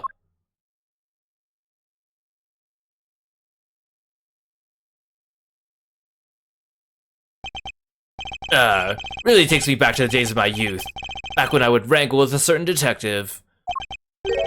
He disappeared, you know. I hope he's out there somewhere, living his best life. You'll have to forgive me. It's just, I get so emotional. The tears, I can't stop them. Chairman Winner.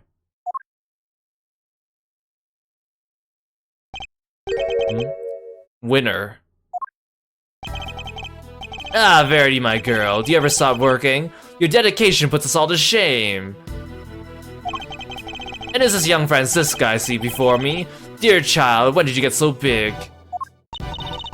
Uncle Winner, it's been far too long. And so formal. I thought we were like family. He used to sit on my knee and shout, Uncle Winner, at the top of your lungs. But time goes by so very fast. One can't help but shed a tear.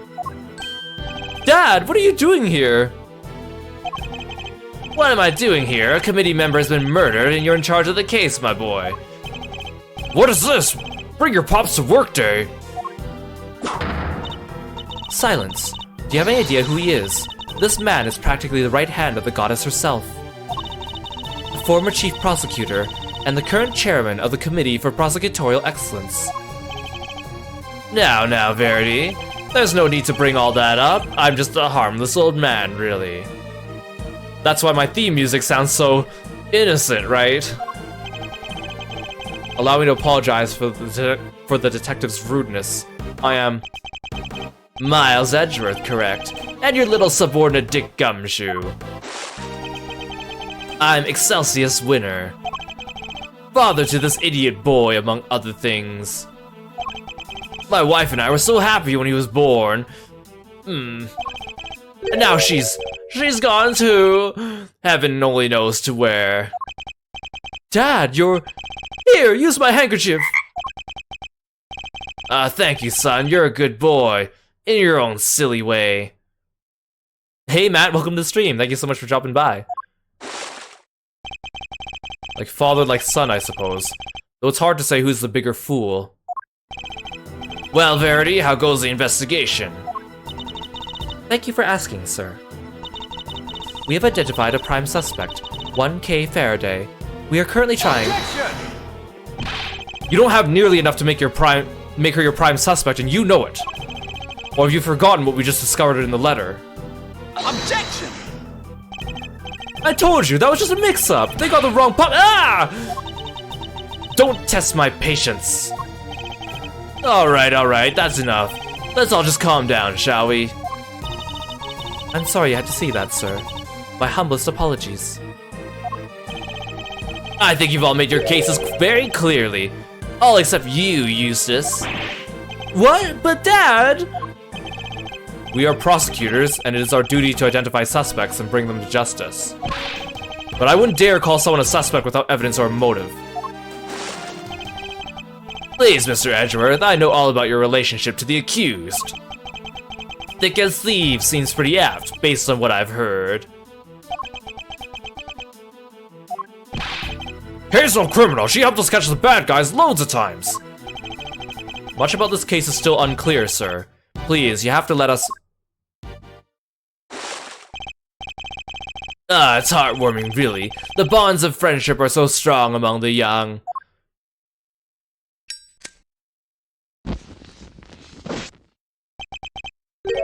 But circumstances being what they are, I'm afraid those bonds won't be enough. I hate this guy's face. I hate this guy's everything. His design is atrocious. Hey Tsuki, welcome to the stream. Thank you so much for dropping by. What the heck is that supposed to mean?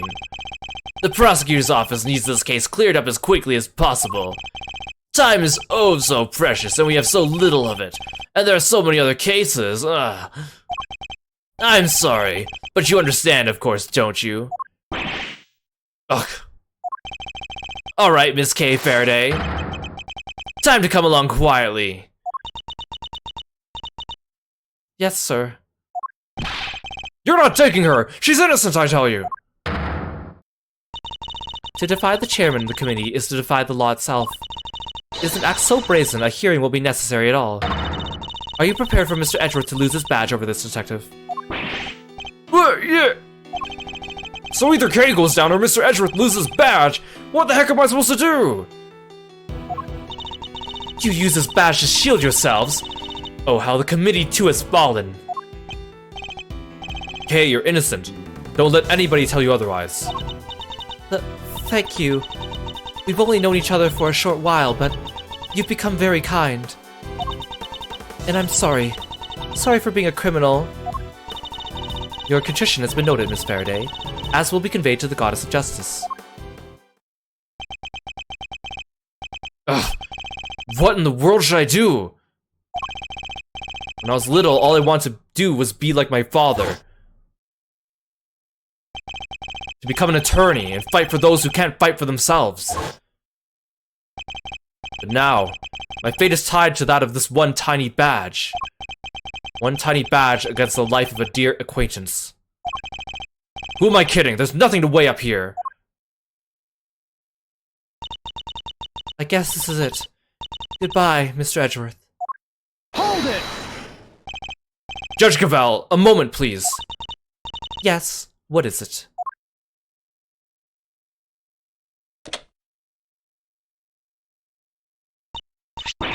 Your badge. What is the meaning of this? I'm returning it. From this day forth, I'm a prosecutor no longer. Mr. Edgeworth! What are you doing? Miss Miles Edgeworth, explain yourself right now! You're giving it up? Just like that! You can't mean it, sir! Tell me you're kidding, please! If you're not a prosecutor anymore, then what does that make me? I have one duty and one duty alone. To pursue the truth. Being a prosecutor means I must turn a blind eye to the very truth before me. Then I will gladly shed the title to be free.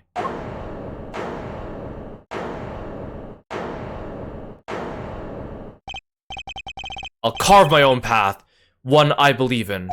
I won't let my search for the truth end here. Objection! Are you running away from the Von Karma? From me? Say what you will, Francisca. You won't change my mind. So you're leaving me behind once again? I'll never forgive you for this, never! No, this is all my fault. None of this would have happened if it wasn't for me. Wait, Kay, don't go! You stay right where you are, detective. But sir! I'm not a prosecutor anymore. Don't say that! Where you go, I go, Mr. Edgeworth. I'm always there right by your side. There's no need for you to do that now, detective. Simply focus on your job and do what you can.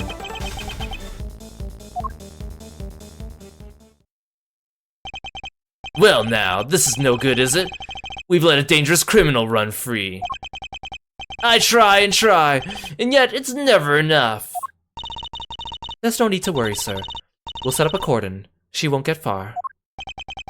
She'd better not. I'd be very disappointed in you if she does.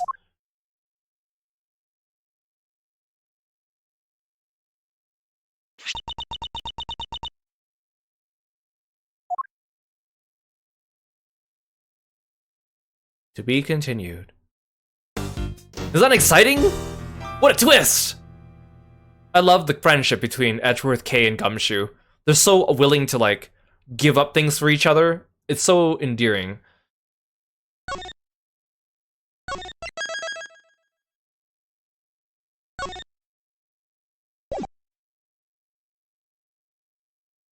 Yeah, they're like a found family. Like, you know, I like Phoenix and Maya and Pearl and Trucy and, you know, Apollo and Athena and all, but I feel like Edgeworth, Kay, and Gumshoe just have so much more cohesiveness to them.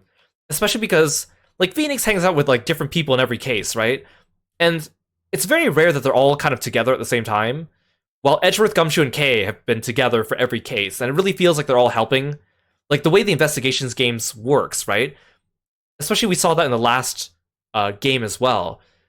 Like, you know, you have Edgeworth coming together with Gumshoe and Kay, but then we also had, like, Larry and Old Bag, you know, like, it's like everyone is coming together and helping at the same time. And Francisca and Lang, while in the regular Ace Attorney games, you know, because they're investigating separately, you usually only have one investigation partner. In court, it's usually only Phoenix and one assistant. Like, they're never all together at the same time helping each other all at once, which is something the investigations games does better. April 5th, 5:58 p.m. High Prosecutor's Offices, Room 1202. Kay! She's not here either.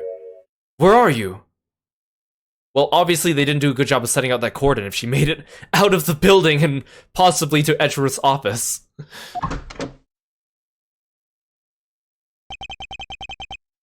Knockity knock knock, special visitor. Fender.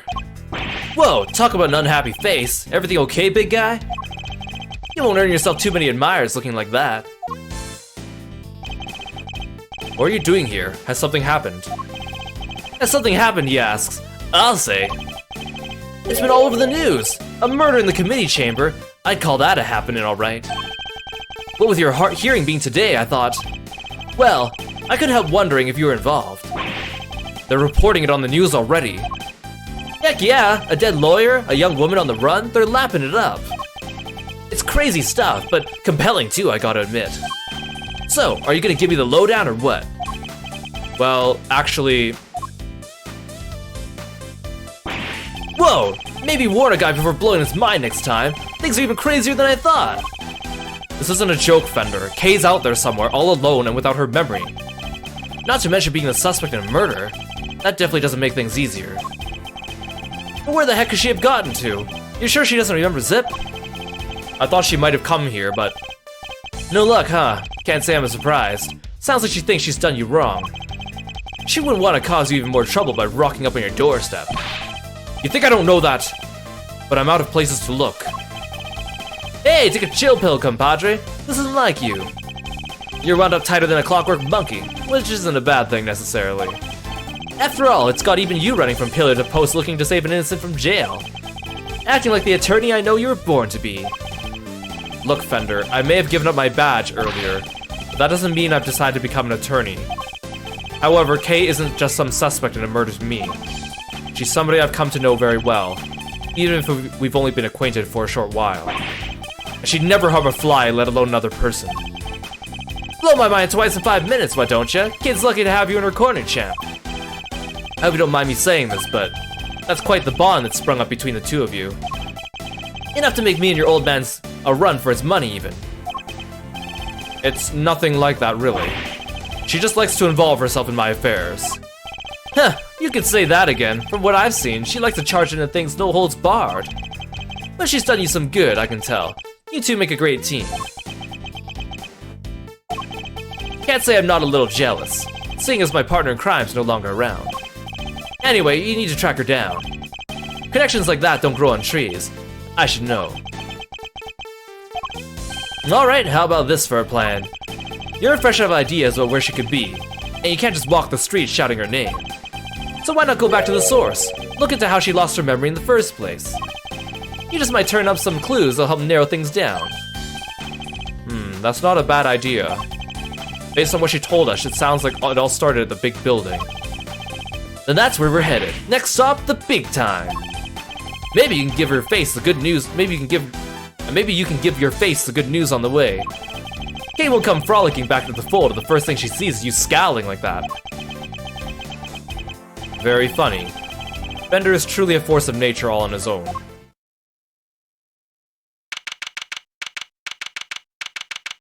April 5th, 6:42 p.m. Big building. Viewing platform.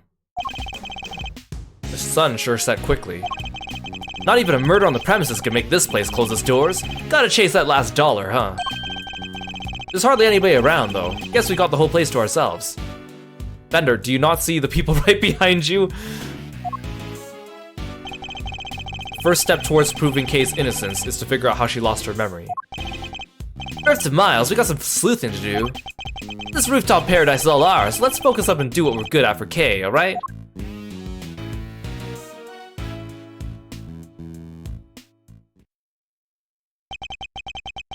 Do what we're good at, huh?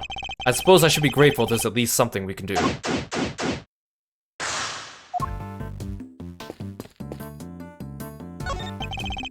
So how did Kay lose her memory? You think there was something she wanted to forget? Maybe some particularly choice words from Miles the Insult comic. Of course not! I wouldn't dream of saying anything so terrible she'd want to forget. Detective Gumshoe, on the other hand, could do with a few more choice words on occasion. Poor guy. I don't envy him one bit. The beak and wings of a bird and the body of a lion. I guess these statues are meant to guard the peace of the little rooftop haven. I have to say, they're incredibly detailed. Almost frighteningly so. Instead of feeling welcomed, I wonder how many people have been scared off by these instead.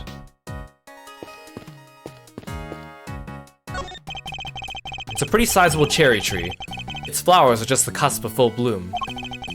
According to what Kay told us, she was standing beneath this tree until she was pushed and fell.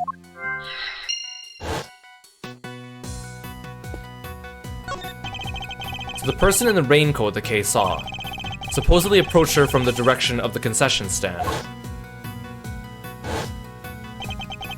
which would suggest that she was pushed over this railing here. The railing is chest high. You'd have to try really hard to go tumbling over the edge of it. Everything looks sturdy enough too.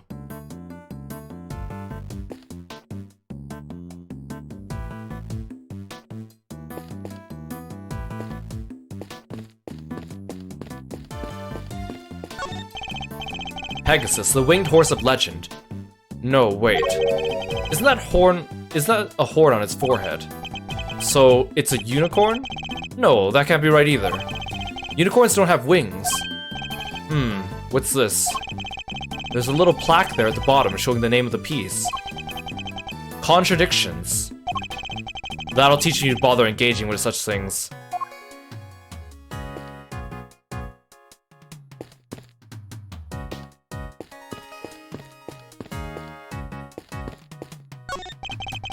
You can insert a coin to take a good look at the distant landscape for a few minutes. Kay absolutely would have been all over this. The Kay I know anyway. But for now, I'd better focus my powers of observation on this rooftop. What, you have nothing to say about the cotton candy stand? See, if you see here, like, here it shows it's very hard to have someone standing behind the stand, compared to the brochure where it looks like it's possible. It looks like a TV for showing announcements from various companies in the big building. But at the moment, it's just showing a regular broadcast channel. Ugh. What am I standing here for? The Steel Samurai isn't on today. Oh, Edgeworth. Mr. Edgeworth, we meet again. What are you two doing up here? Well, seeing as we came all this way, we thought we might as well enjoy some cotton candy. What the heck are you doing here? Looking to get yourself even more hot water? You needn't worry about me, Dr. Hertz. I'll be just fine. Whatever you say, Mr. Soon-to-be ex-prosecutor turned ex-prosecutor. Saw that coming a mile off. Wait, what? You got fired? As I said, you needn't concern yourself with my affairs. If you say so. So, oh, how's Kay doing? Uh-oh, did something happen? Maybe I can help. How about an injection? No injections, thank you. Unfortunately, a jab a day does not keep the world's troubles at bay. Yeah, it did get kind of chilly, huh? Come on, let's head home. Alright then, Mr. Edgeworth. Catch you again soon.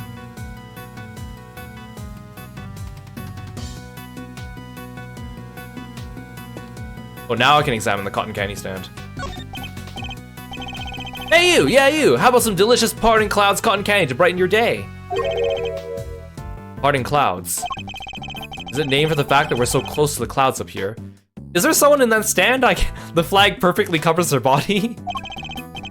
Our gimmick is we take a normal serving of cotton candy and we split it in half. Part it, if you will. Half the candy, same price, double the profit. Or we're laughing all the way to the bank. I don't think your customers will be laughing if you keep sharing that information quite so freely. Excuse me? There's someone back there? Excuse me? How do they even get back there?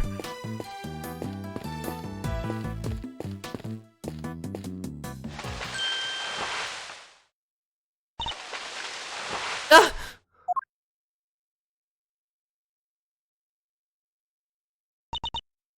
Hi. Okay. Don't mind me. I was just lying in wait. Fender is standing there like as if he hasn't even noticed that she fell. That would make you a criminal, Kay. Perhaps you meant to say laying low. Oh yes, that...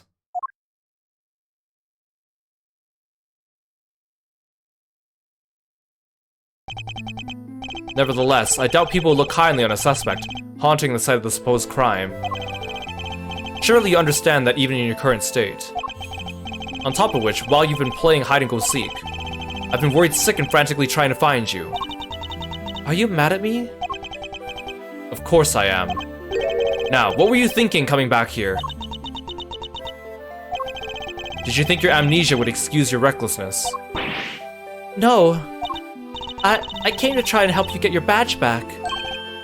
What? I thought if I could get my memory back, I might be able to remember killing that poor woman. I thought if I came back to where I lost my memory, maybe I could...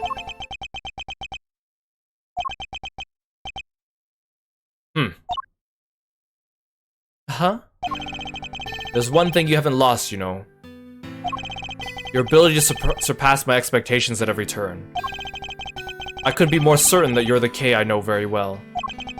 However, I don't appreciate you being so reckless. Do you hear me? I'm sorry.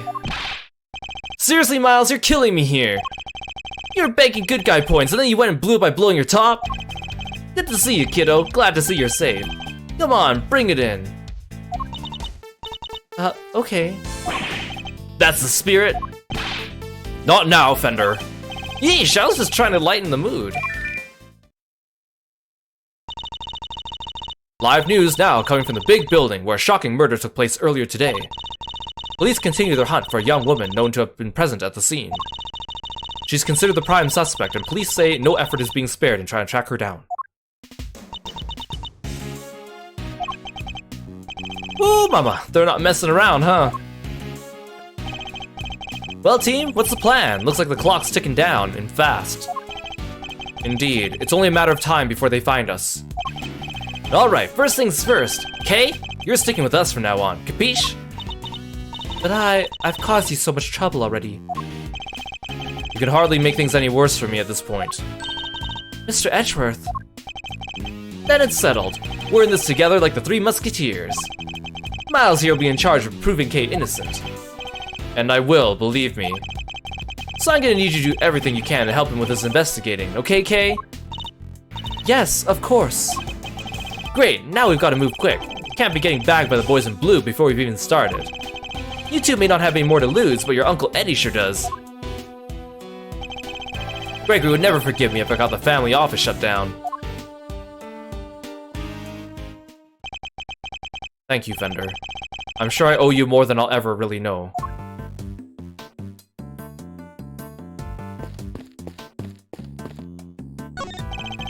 Can't believe this thing's made the news already. How did they do it, huh? Hey, think they're filming us for the chopper up there right now? Go check the TV for me, Miles Reno. Need to make sure they're catching my good side. Now, at a time like this?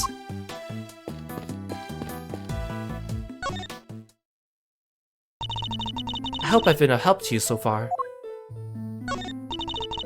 I came back here because I thought it might jog my memory. How about we go over what you remember one more time? Okay. I was standing under the tree, sheltering from the rain. Then I saw a person in a red raincoat. And then they pushed me.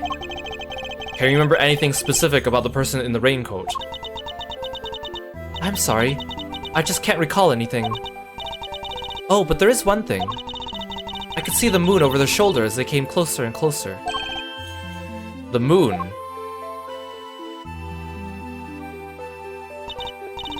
Yes, it's all very fuzzy, but it was in the exact same place as it is right now. Floating up there above the cherry blossoms. So the moon was visible over the mysterious figure's shoulder. That's new information. I should keep it in mind. I keep feeling like there's something just on the edge of my memory. There is. It could be the clue we need. Alright, just let it float to the top of your mind and say whatever comes to your thoughts. Alright. I'm seeing... It's very faint, but... I'm seeing a small restaurant. Just a counter and some seats. And there's this incredible smell. A beautiful golden soup. Not too thick. And it tastes just right. It's filled with delicious noodles. They're firm, but not too firm. And that's when a thought crossed my mind. I'm going to order another bowl. A captivating memory, but sadly one that has nothing to do with the case. You used to say you were the second great thief Yatagarasu, a noble outlaw dedicated to stealing the truth. Do you really not remember any of that? Oh, I think you're right. I was a noble. Not a noble, Kay, a noble outlaw. Still, I suppose you got halfway there.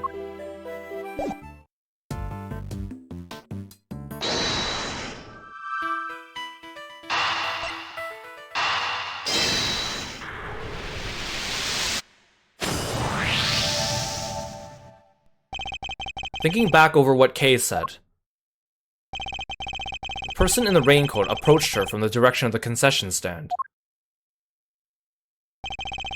which implies she was pushed over the railing on the side opposite the stand. She also said she could see the moon over this person's shoulder, but when we checked just now, the moon was in a different location than expected. Yet Kay claims it's currently in the same spot in the sky as on the night of the incident. This throws the positions of the moon and the person in the raincoat out of alignment with her story. I think her memories may have become confused somehow. What's more, if she really had been pushed over the railing, she would never have survived the fall. Therefore, I must conclude she may not have fallen where she thought she did.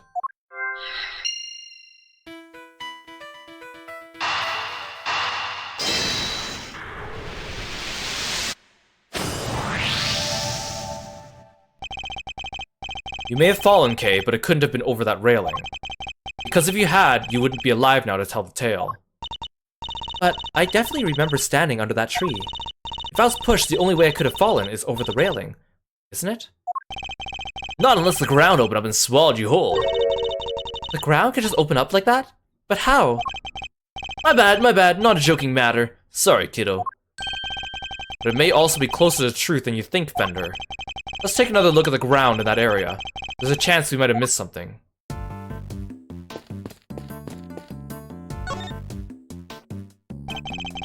Kay couldn't have fallen over the railing.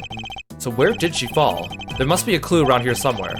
I'm gonna scour the scene and inspect anything that catches my attention.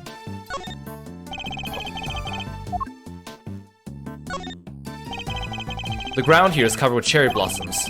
Even though the tree's not in full bloom yet, the strong wind up here is blowing the petals right off. It would have been nice if they thought to tidy up just a little, though.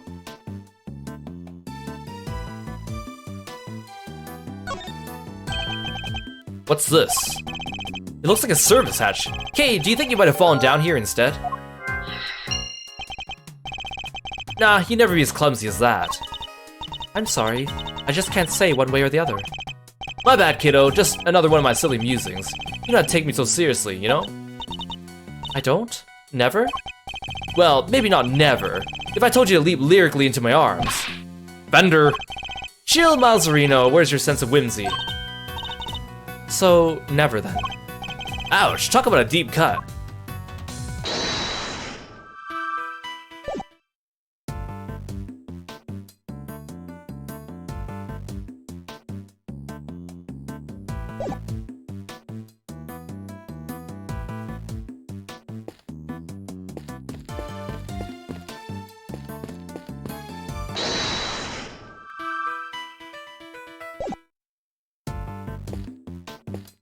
I know what I need to do, I just need to figure out what I need to connect it with.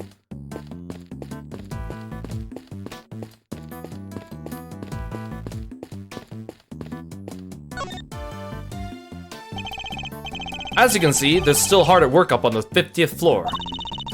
And that's where the Committee for Prosecutorial Excellence holds their disciplinary hearings, correct? That's right. There have been people walking by the windows all evening. This is one serious investigation. Well, this doesn't make our chances of getting out of here okay any rosier. We'll have to find a way to slip past the press. I'm a cool and mysterious customer, Milesarino, but I'm no spy. Maybe we can use them as a decoy if things get desperate. Okay, whatever you're thinking, quit it. I can tell it doesn't end well for me. I'm gonna scour the scene and inspect anything that catches my attention. As you can see, they're still hard at work up on the 50th floor. That's where the Committee for Prosecutorial Excellence holds their disciplinary hearings, correct? That's right. There have been people walking by the windows all evening. This is one serious investigation. I guess they're still working on the committee chamber. The report's right. If the report is right, you can see people moving around. Wait, something's very wrong with this picture. And I can use a certain piece of evidence to help me deduce exactly what.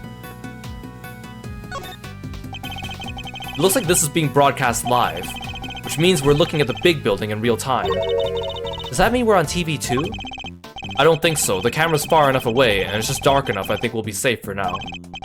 At least we better be. If Kay is spotted, things will go from bad to worse before we know it.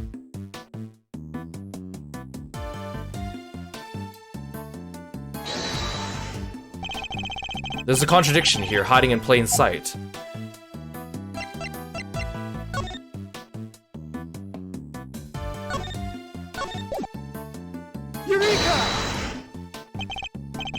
Question.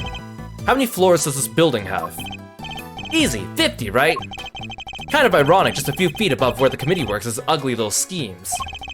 It's a place where starry-eyed young romantics come to wish for everlasting smoochy times. But then, what's that dark space above the 50th floor? The gloomy underbelly of love? Wait a minute. Exactly. The committee chamber is supposed to be on the top floor, directly beneath the viewing platform. But it actually appears to be located one floor beneath that. Clearly contradicting the supposed facts. Maybe whoever wrote the pamphlet made a mistake.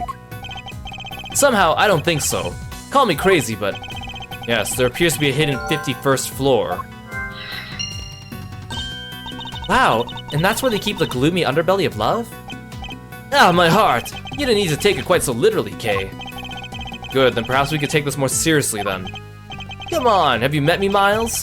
That might be easier said than done. You still be easier than trying to enjoy your so-called jokes.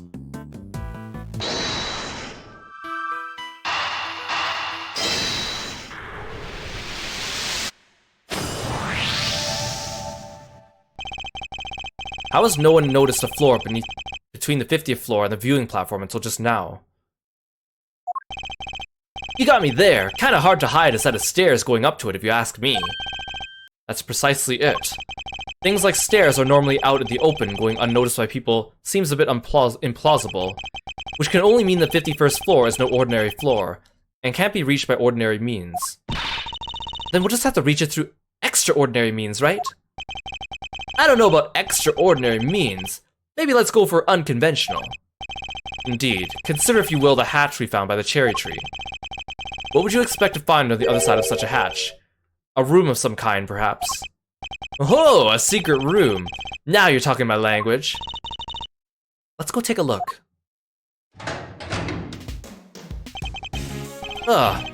Alright, there we go. What is this place? Look at all the stuff down there. It's a... storeroom? Whatever it is, I think we can safely say this is where you fell. Yo team, strike one mystery off the list. Yes, but the greater mystery of Kei's memory loss remains unsolved.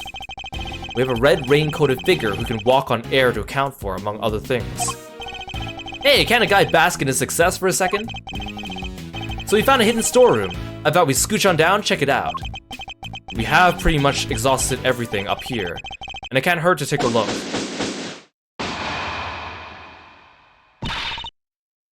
Is that you, Mr. Edgeworth?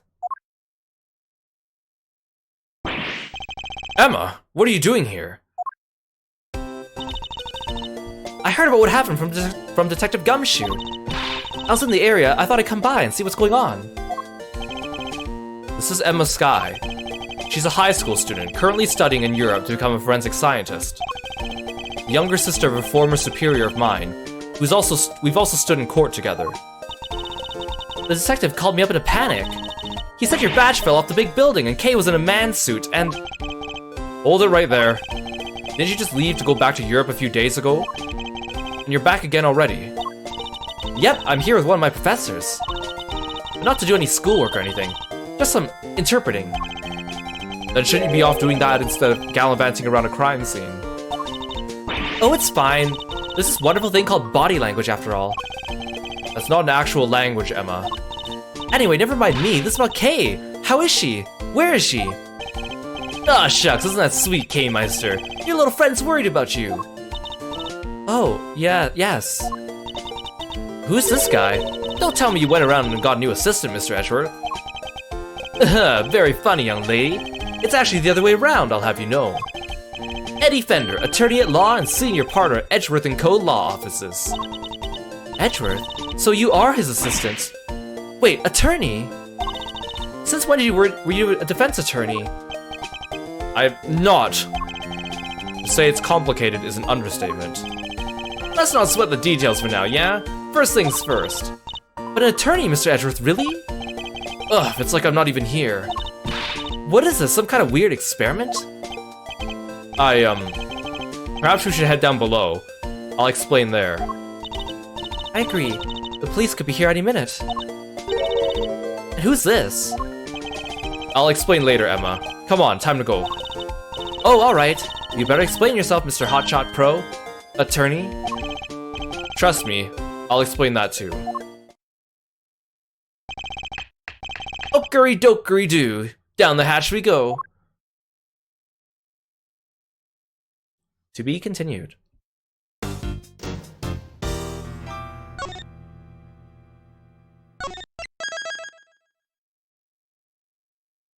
I love it when things start to get more interesting, but also when more characters start showing up. It's far more interesting when we have more characters in the case.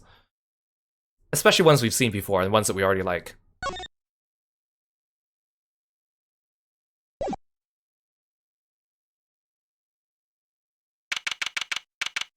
April 5th, 7:06 PM. Unknown location. It's dark as a grave down here. Can't see the nose in front of my roguishly handsome face. Watch your step, Emma. Ah, I hit my head on something. Make your way down slowly, Kay. I don't want you to slip. Oh, yes, Mr. Edgeworth. There's gotta be a light switch here, somewhere. Ah, bingo! This is... So the hidden 51st floor really is being used as a storeroom. We'll need to take a careful look over all these items.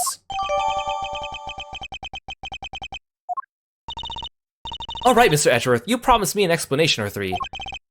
I did indeed. Where to even start? Wow, a lot's been happening, huh? What a case. I'm not supposed to fill you in with the- I'm not supposed to fill you- or, it's not supposed to fill you with excitement, Emma. Huh, seems like you've gotten yourself into a real pickle, Mr. Prosecutor Attorney. I'm not an attorney. Or a prosecutor anymore. Well, whatever you are, I think it's time for science to lend a helping hand. Don't worry, I brought my entire kit with me. Well, if you're sure. Are you kidding? I live for moments like this. Here, let's make this all official. Good working with you again, Mr. Edgeworth. And you, Miss Sky. I love the friendship between Edgeworth and Emma, too, even though they don't interact as much as with, like, Kay and Gumshoe. And then there were 4. Right, everyone, let's get to work. I want to know where that elevator goes. Looks like it goes down. It's something we'll certainly want to investigate further, but we should look around up here first. Aye aye, Captain. Let me know if you find anything juicy. I'll keep trying to see what I can remember. I'll let you know if anything comes to mind. Thank you, Kay. Emma? Ready, willing, and able to investigate, Mr. Edgeworth. Very well, then let's begin.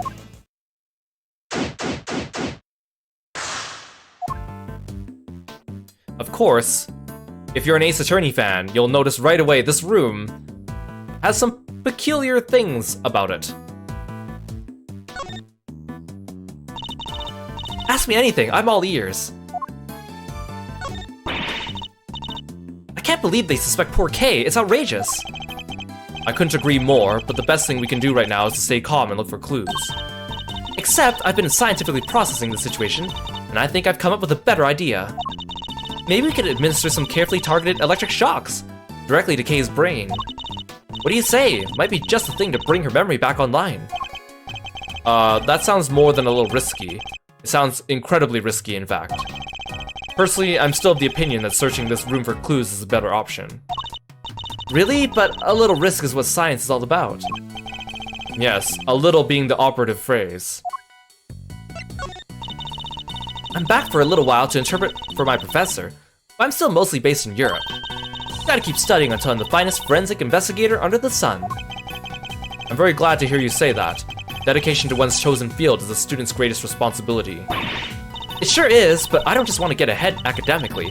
I've been trying hard at sports, too. Especially that one event they have at school athletics meets.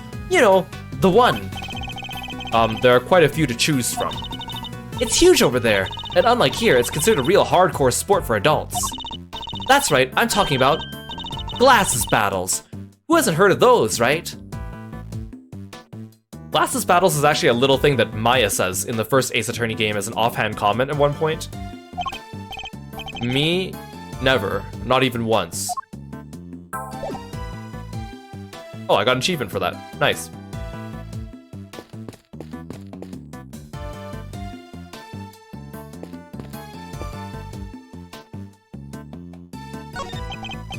Ooh boy, this whole experience is enough to boggle a guy's mind. Mysterious storerooms, damsels in distress, it's got the lot. Could you at least try to take things a little more seriously, Fender? Hey, I could try. No, but seriously, I'm as keen to help Kay out as you are. She's safe with me. You go do your thing. It's not Kay I'm worried about, it's you. Wow, this is some sturdy construction. Thick floor plate, sturdy supports. At a rough estimate, I'd say it could hold 50 of you easily, Mr. Edgeworth. Except for the fact it's nowhere near big enough. You say that, but pack yourselves in tight enough and I think you might just do it. I really don't think so. And anyway, we have more important things to be investigating. We can theorize about the elevator once we're done. Maybe you're right. Fine. 45, Mr. Edgeworth. 48 tops.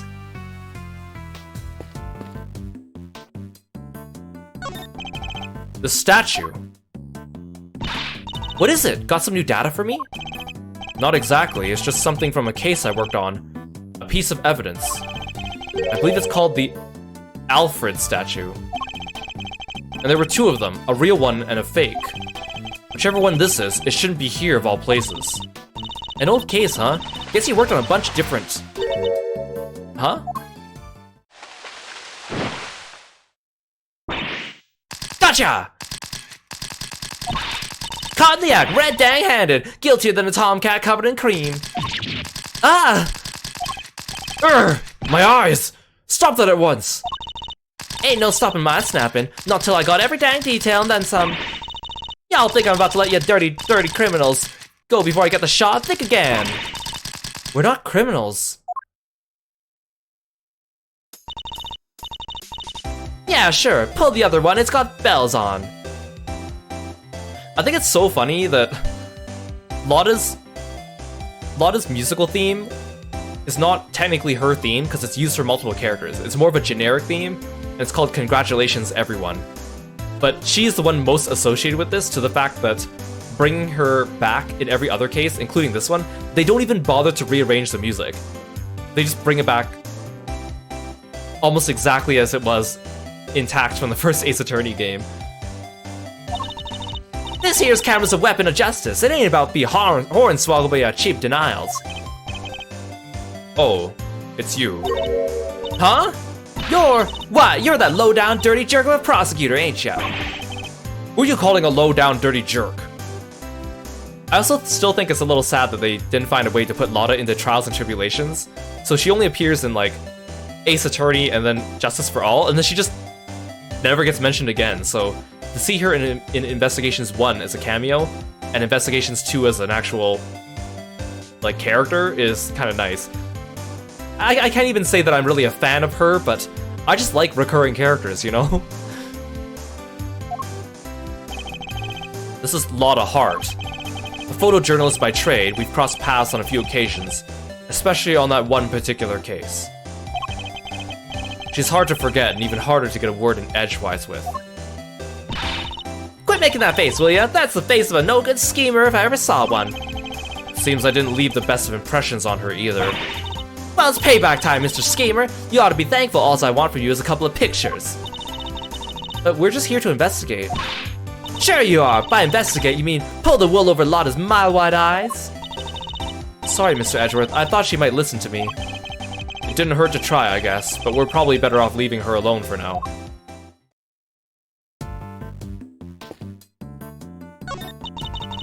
You said the statue was a piece of evidence from an old case of yours, right? It's pretty weird looking, I have to say. It's known as the Alfred statue. The what? The Alfred statue. But it says here it's called the A Leaf Red statue. A Leaf Red? Alfred? Alfred? A Leaf Red? What are you muttering about? Oh, nothing. Let's carry on looking around, shall we?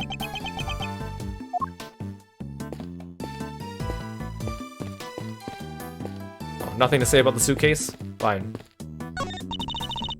It's kind of creepy, all these masks lined up here in the dark. Not a fan of horror movies, I take it. No way! That stuff's so unscientific. I think you mispronounced terrifying. I'm gonna scour the scene and inspect anything that catches my attention. That mask! That's Global Hero on Gyakuten.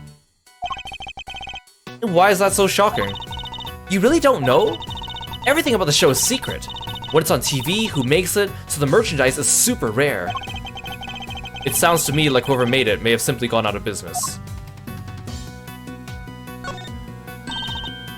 That's Captain Saipan! He's super popular overseas! Everybody loves dressing up like him. Kids, adults, you name it. I find the flower on his head a little excessive myself. What TV show are these from? I don't know a whole lot about it, but I believe it's called The Students of Starry School. It's about an elementary school where the students are all superheroes. So their masks are modeled on sports safety helmets or something, right? And maybe the number of eye slits tells you their student ID number. So the one on the left would be number 1, and the right one is number 2. I suppose that could be it, yes. And that would mean a ton of slits for the kids with the highest ID numbers. I have to admit to being a little intrigued by the show now. She's the only heroine the Steel Samurai needs. You can say that again. I love the Pink Princess. You watch shows like that, Emma? Of course! You love them too, right? Well, I don't really know all that much about them, but, sure. Really? Because I saw the Steel Samurai figure in your office, so I thought, ugh, I can't believe even Emma's seen it. It's the Steel Samurai and the Nickel Samurai. The Nickel Samurai always seems kind of pleased with himself to me. Do you know what I mean? Like, it's not just about being skinny and cool, you know? There's more to it than that. I'm Team Steel all the way. You've just gone up in my estimation, Emma. Oh, nothing to say about these ones? These are all case files from various murders. What? But why would they all be in here? They should be safely under lock and key at the courthouse of the prosecutor's office. Which would suggest somebody removed them without permission. Something very suspicious going on here. We need to find out more. There's a selection of masks arranged on the rack here. There's even a Steel Samurai.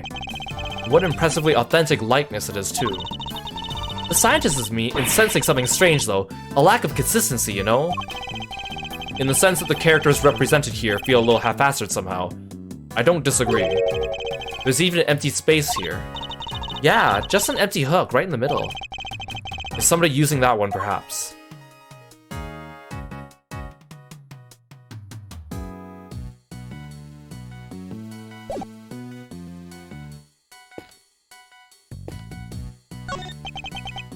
These are... What's the matter, Mr. Edgeworth? If I'm not mistaken, several of the items on display here are pieces of evidence from old cases of mine. What are they doing here? Maybe this is where the committee stores stuff it's looking into. It can't be. Evidence like this is stored at the police department. They don't keep stuff at the prosecutor's office. They don't keep stuff at the prosecutor's office too? When a case is ongoing, yes, but once the last trial is finished up, it's supposed to go right back to the precinct, unless there's a very good reason for it to go elsewhere. And yet, here it is all. There's no point in trying to figure out the whys right now. I should take a closer look at it all. They all have labels. Labels with numbers printed on them. Exhibit numbers, maybe. Or exhibit numbers, maybe? You said they were all pieces of evidence, right? Yes, but judging by how the numbers are written and by the items themselves, I guess these are prices. Prices? I would never have guessed that. Wait, but none of this stuff could be worth that much money, could it? The prices are very high indeed. It's no wonder she's surprised. I must examine all these in detail. That's odd. This is the only spot with nothing on it. But it still has one of those signs in front of it. Indeed, and look, there's an outline in the dust on top of the cloth. I'd say something was probably sitting there until quite recently, wouldn't you? You know what? I think you might be right. But, I'm drawing a blank trying to imagine what. Well, I have an idea. A star-shaped outline. Don't we have a piece of evidence that might well be connected? Aw, isn't he a cutie? Look at this fluffy little guy. That's the stuffed animal we found at Gourd Lake. He should be in the possession of the prosecutor in charge of the case. So how did he wind up here? Aw, but look, he's missing his left horn. He is, but he never had it in the first place. At least, not as far as we ever saw. Defective merchandise, huh? Then we need to contact the manufacturer. I demand a recall. Now that I come to think of it, why would anyone give the president a broken toy to begin with?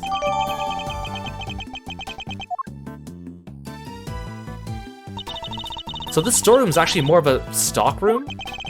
It would seem so, much as it pains me to consider such a thing. What kind of person sells off evidence from serious criminal cases? And who too? And who'd even want to pay for all this stuff? Somebody, clearly. The price tags are proof of that. Wow, people really will collect anything, huh? Fascinating.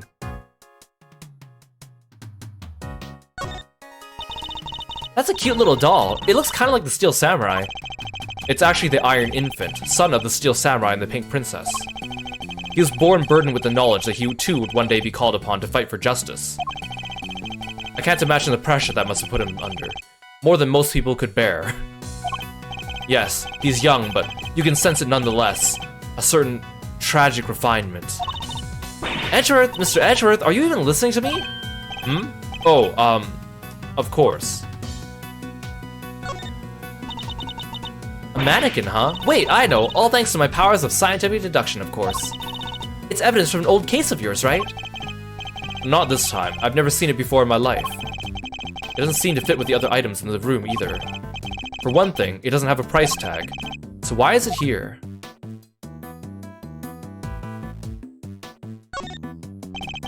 A bottle of ink and a lantern. Both pieces of evidence from a previous case of mine. But why? What's all that stuff that's related to you doing here? It's not as if any of it was in my possession for any length of time. The duration of the case is no longer. Perhaps this is all nothing but a coincidence. Seriously? A coincidence? I never thought I'd hear those words coming from your mouth. We must always face up to the facts of a situation, however strange they may be. Isn't that what scientists believe too? Oh, you want to talk about what scientists believe? Settle in, this may take a while. It's a small bottle, one I've seen before. Oh, that's all? Nothing else to add? Well, no. What more did you want me to say? Hold up, I've got to write this down. Mr. Edgeworth can turn even the most boring topics into something picturesque with his explanations. Next time, try taking those kinds of notes in silence.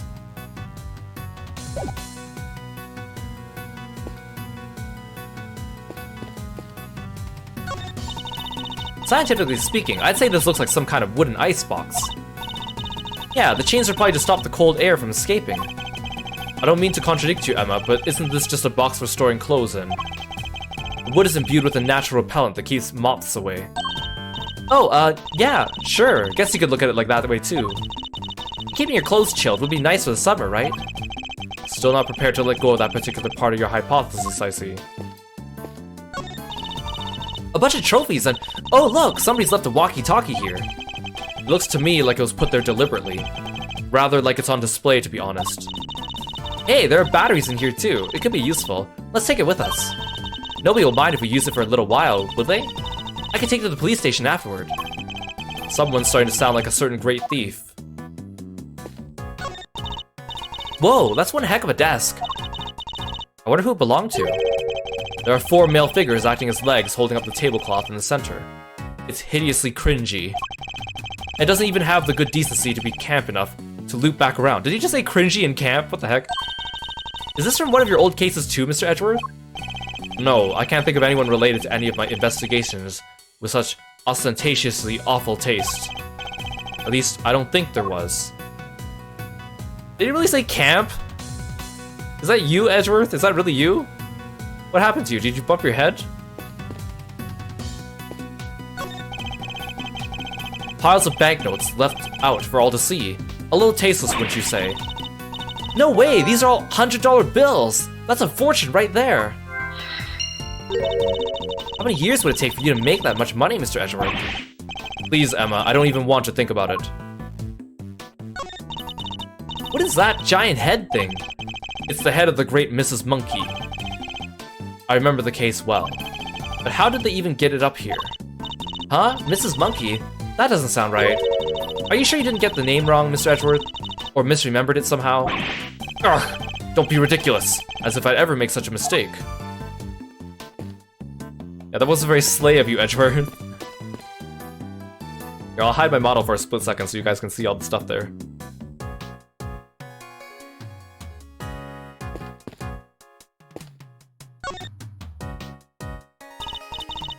So, what are y'all doing snooping around a fishy old place like this anyhow? I think it's us who should be asking you that. Me, I'm in it for the truth, for the good of society, for little old me, of course. I'm what you might call a photographer for the people. Snapping here, snapping there, snapping, every danged where. I'll just leave you to it then. We can talk once you've gotten it out of your system later.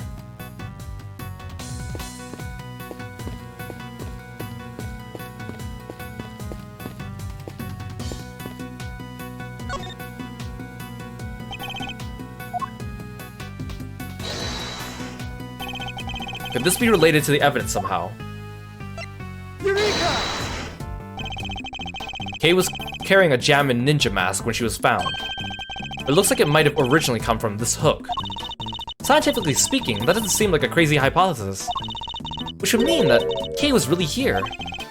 As you put it, not a crazy hypothesis, but why? Did she come to steal something, maybe? There's all kinds of stuff here.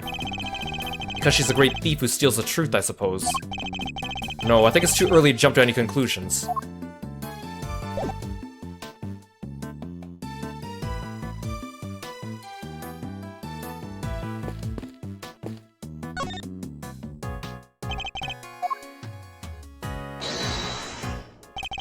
Could this be related to the evidence somehow? Eureka! The outline in the dust matches the bottom of the candelabrum exactly. I'd say there's a very strong chance this is where our murderer took it from. Which would mean the candelabrum was evidence from another case. It certainly seems likely, but that's not our concern right now. The key thing to note is the murder weapon was taken from the storeroom.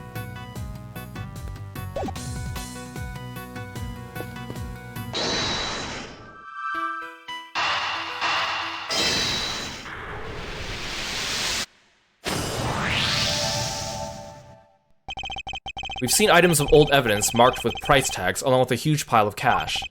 I think it's pretty clear somebody has been running an illicit trade in judicial goods. Shady deals on hidden 51st floor? This is big, it has to be, right? I think it might be, but we'll need to investigate a little further yet. We need to find out more about what's going on here.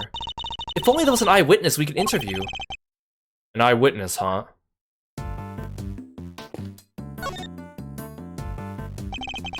Why exactly are you here, Miss Hart?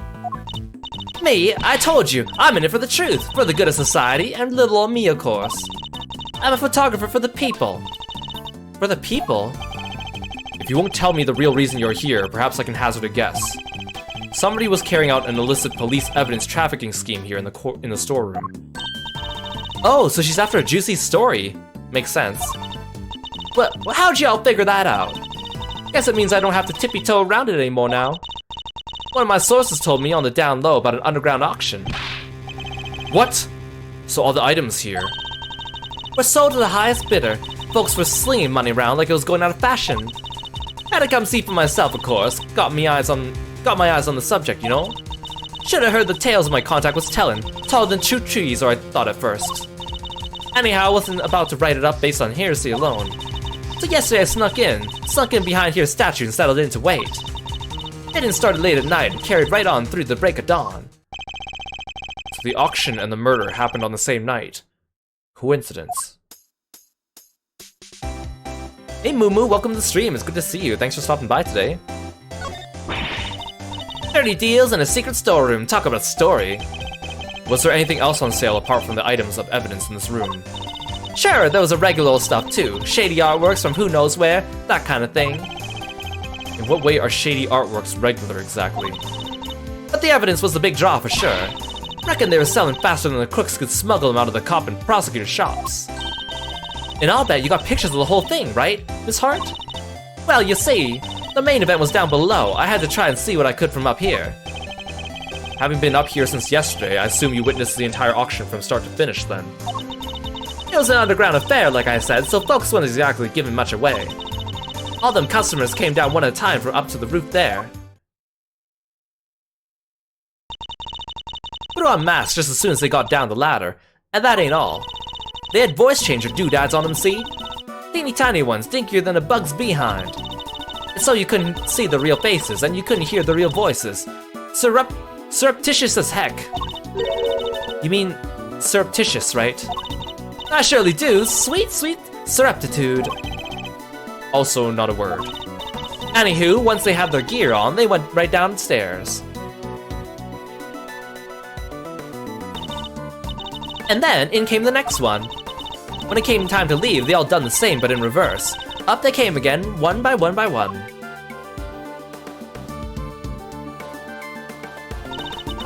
Mask back on the hook, up the ladder and away. Whoa, that's a serious operation.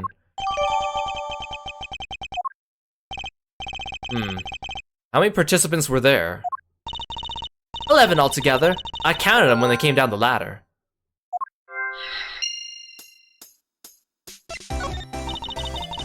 I didn't just hide behind a stupid statue the whole time, you know? You didn't. Then where were you? Well, when I first got here, You know what? That ain't important right now. So you were hiding behind the statue from the very beginning. Anywho, I watched all them folks come in from my spying spot there in the shadows. I see, so you were watching from behind the statue. They used that there elevator to get down below. And once they all down there, I snuck up and took me a peek at what was going on. You mean the elevator remained in the room beneath? Nah, they sent it back up. But there's a little peeky hole if you know where to look. The elevator don't quite sit flush with the floor, see? And if you bend down and squint just right, you can see the whole shebang. Did you catch sight of who was in charge? Alright, sure, I guess I did. Ain't half so good a story if you don't get a glimpse of the evil ringleader after all. I wonder who this ringleader is. I'll have to ask her some more. You mentioned a ringleader. Could you tell me any more about them? Y'all should know, I came here to get me an exclusive. An exclusive ain't much dang good if you done spilled the beans already.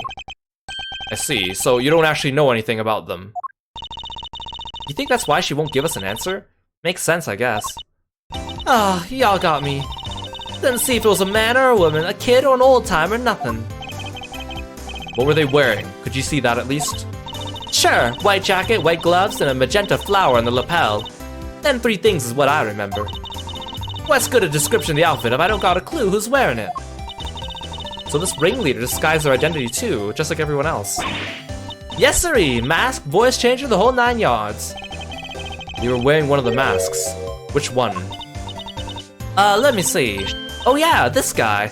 Zervin. Zervin? What kind of a name is that? Seriously, Mr. Edgeworth, you've never heard of Zervin? He's a raid battle in Final Fantasy XIV, introduced in Heavensward. He's global hero Onyankopan's arch nemesis.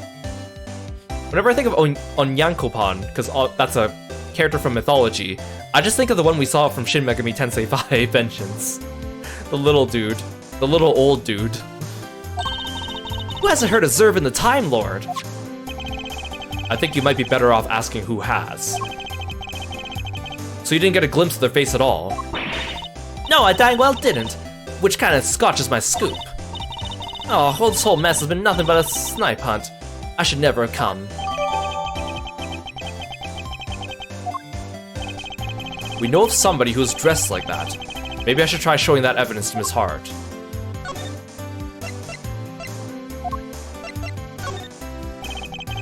You said the ringleader was wearing a white jacket, white gloves, and a magenta flower, correct? Sure did. Don't ask me why they were dressed up like a peacock on parade day, but they was. Is this the outfit you saw? Well, holy smokes, it sure as heck is. But wait, so the big cheese is dead? All we know is she's the victim in the case we're investigating. Her name was Rosie Ringer. Do you know her? Nope. So the ringleader was a lady. Well, ain't that just slippery and dang eel? Throw me off with a man's jacket like that. I hardly think she did it to fool you specifically. Setting that aside for now, what's important is we've discovered something vital to the case. Namely, the underground auction was chaired by none other than our victim. So somebody done bumped off the boss, huh? Then that's what was happening. What was happening? Oh, nothing. Nothing at all. Y'all just go about your business now. No offense, Miss Hart, but that made you sound about 5 times more suspicious. Suspicious my foot, I told you, it's nothing. And you won't get nothing more out of me than that. Wait, so there is more. How many dang times I gotta tell you? It ain't nothing, okay? And I ain't saying nothing either way. Aw, you can tell us just a little more. Pretty please? I'll tell you this, okay? I'm a journalist. A news hound, a scoop hunter, you hear? Exclusive articles go out, money comes in. That's how the game's played. Tell you more? Heck, I done tell you too much already. Wait, what if I, examine some fingerprints for you, pro bono? What kind of cockamamie thank you is that? I'd sooner get a tooth pulled. You want intel? You go dig it up yourself, just like I had to.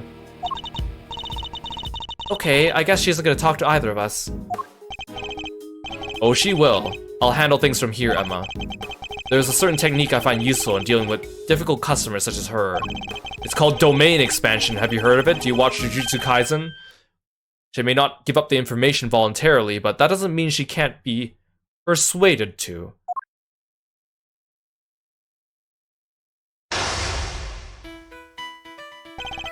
Let's start by observing our opponent. I ain't telling you nothing, you hear? Now quit wasting my time before I really blow a fuse. As we've seen, she's very quick-tempered. She'll try to cut the conversation dead whenever possible. I won't have much time to think, so I'll need to be swift and decisive. Miss Hart is definitely hiding something from me, so my first move is to discover what that something is. Mind chess commence! I can see you're a little agitated, Miss Hart. Let's just calm down and try to talk reason- I am calm, dang you. Leastways I will be, just as soon as y'all quit wanking my dang chain. That's better. Being a news hound's all about keeping a cool head no matter what the world throws at ya, see? Speaking of news hounds, this might interest you.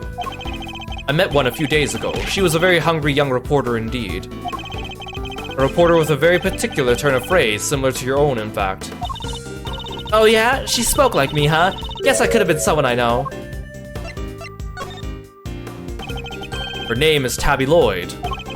And if I had closed my eyes, I could have believed I was listening to you. She told me about somebody she called the Chief. She was talking about you, wasn't she? Oh? So y'all met Tabby, huh? Well, ain't that something? Where'd y'all bump into her? She's a great kid, reckon. Wait.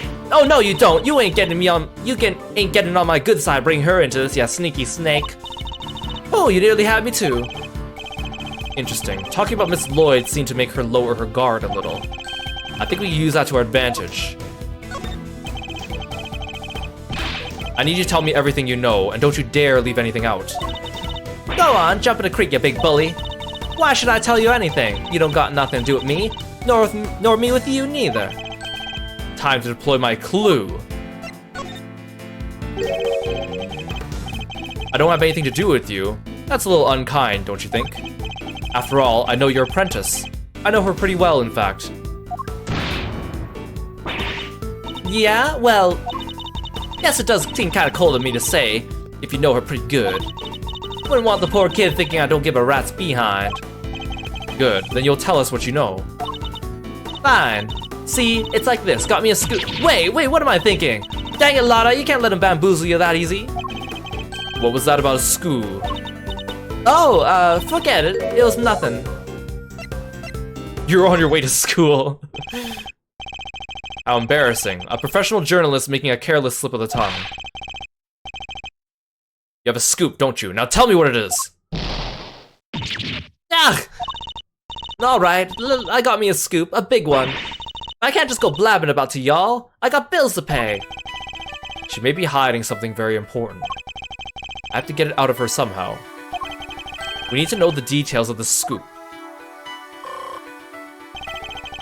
She's quick to anger, but she's also quick to let key information slip. Now that we know that, the rest shouldn't be too hard. Let's see what else we can get out of her. The scoop of yours, does it have something to do with the auction? You know what? I clean forget. But you tried to infiltrate an underground auction. It only stands to reason you observe something, otherwise what would you have to write about? I don't know what to tell ya. I didn't hear nothing.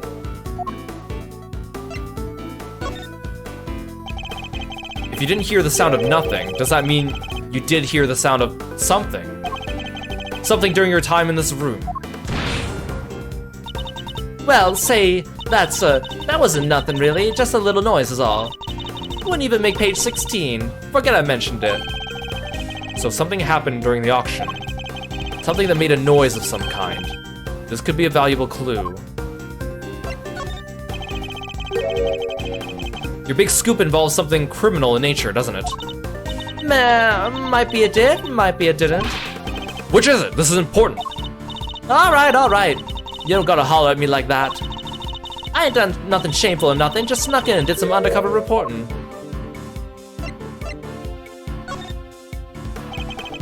I'll be the judge of whether your actions were shameful or not. An unlawful entry into private property is very shameful indeed. In fact, it's a crime. Hey, you did the exact same thing, genius. Aw, but I guess you're a prosecutor, huh? You're allowed to do stuff like that. Let's not mention the fact that I handed in my badge, shall we? Still, it don't amount to a whole hill of beans, right? There's folks out there that done way worse. Murder, for one. Next to murder, trespass ain't hardly nothing. From your mutterings about murder just now, I gather that your scoop has something to do with a homicide. Nah, I was just talking all hypothetical-like. You know, about a murder being a big one and all, ain't nothing worse than murder. Not the most skillful evasion I've heard in my career. Look, I done told you, okay? I snuck into the auction. I'll cop to that. But murder? I don't know nothing about no murder. Ain't seen nothing, ain't heard nothing. Scout's honor. Time to deploy my clue. It's so funny when Edgeworth tells himself to deploy the clue. I mean, I know he's telling the player to give you a hint on what to do, but it's just kind of silly. He'd be like, I need to deploy that clue I got. And the way the clue is like highlighted in yellow, it's kind of like, I don't know, it's just kind of silly to me. You told me you heard something during the auction. You claimed it wasn't important, but it must have been. Otherwise, why remember it? I think it was something very memorable indeed. In fact, I believe it was the cry of a murder victim. Ah! How'd you keep doing that? Alright, it's true. I wound up smack dab in the middle of a murder scene, but only by accident. That's all you're getting out of me. Wouldn't be no scoop left otherwise. Murder Miss Hart witnessed. It must be the same murder we ourselves have been investigating. That should prove to be a very valuable piece of information indeed. Perhaps we should finish up by confirming the credibility of her claim.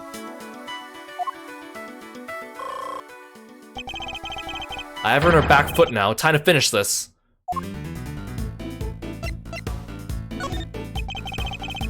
You said you wound up in the middle of a murder scene. Is that really true? You're calling me a liar now? Hooey, now I'm mad. Real mad.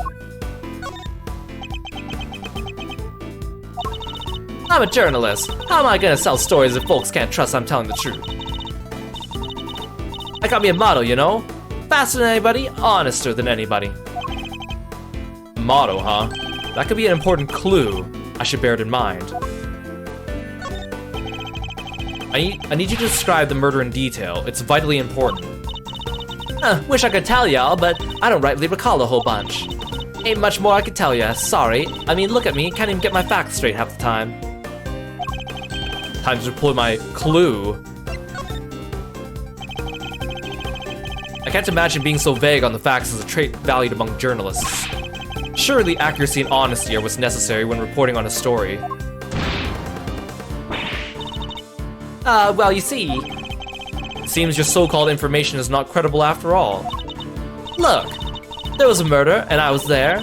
I can even prove it. Ugh. You can prove it, can you? How? I've got it right here. Wait, you heard that? I was just talking to myself. Don't think nothing of it. She's still hiding something. This is a very vital clue. I'll need to use it to maximum effect. Yeah, we're playing Miles' Clues, the acclaimed sequel to Blue's Clues. Be honest, Miss Hart. I know there's something you're still not telling me. Ain't nothing left to tell, dang it. I done spilled my guts already. Time to deploy my clue.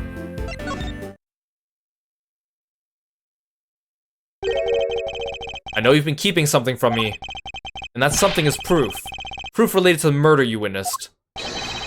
Proof sound enough to form the basis of a story you're hoping to sell. Ah! Dang it all to heck. Give me a break, will ya?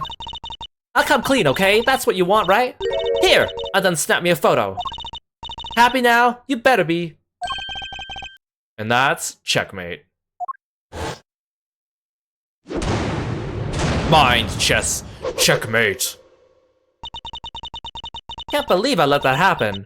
Betrayed by my own big mouth. Well, it happened, so it's time to tell us everything. I saw the whole thing. Watched that auction from start to finish. But you didn't just watch it, right? You took pictures too. Yeah, about that. So like I said, I was spying on the whole thing, right? From the get-go. They was all shouting out bids and somebody wins something and bam, down comes the hammer. Head on upstairs and pay, shouts the old ringleader. And the whole thing starts over again. Anyhow, as soon as that happened, I had to think quick. That's when I ran behind that there statue and hid. And who was it that eventually appeared? I didn't see nothing, but I heard something that made me pretty sure it was whoever placed the winning bid. That sweet, sweet sound of cold hard cash. I'm not sure I have any idea what that sounds like. The sound of someone counting bills, perhaps. Anyhow, the deal was, you settled your bills up here. I heard 2 people yabbering for a little while. Wait, so 2 people came up on the elevator? You betcha! My guess is the other one was our friend, the ringleader. Anyway, yabber yabber yabber, on it goes for a little while, and then, scream! Well, that shook me up pretty good, so I hunkered down in my hiding place, tried to stay out of sight. So you didn't see the moment of the murder? Nah, but I heard it real good. You didn't try to help whoever was being attacked? Quit trying to be funny, girlie. It don't suit you none. I'm just a dainty little journalist all in her lonesome. You think I was fixing to jump and save the day? Dainty? Anyhow, there was a bunch of rustling sounds. Right about when that was happening, I got to feeling pretty bad about what I'd done. That makes sense, I guess. After all, you didn't... I didn't remember to get my camera and snap even a single picture. Scoops like that dropping right in my lap and I miss it. Somebody ought to tan my hide. Anyhow, then a little more time goes by, there's this kind of clatter noise. And I'm there thinking, gotta get the shot this time, and so I grab one real quick from the shadows there. Could we see this photograph? Oh, do I have to? Oh, here. That's... the person in the red raincoat. The one who attacked Kay. So Kay's raincoated assailant also attacked the victim here in the storeroom. Then proceeded up to the roof where they assaulted Kay?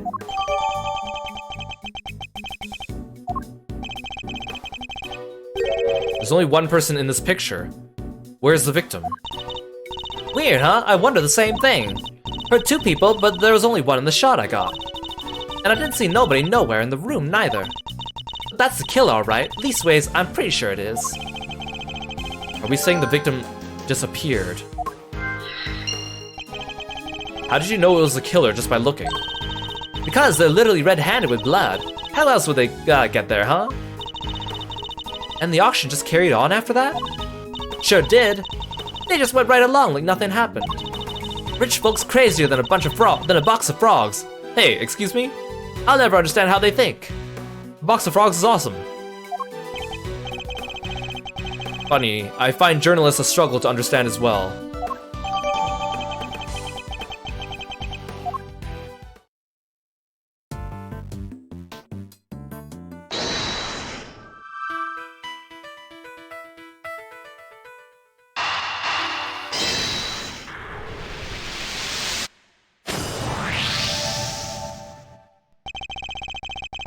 If the storeroom was the actual scene of the crime, then you'd expect the body to have been up here at some point as well.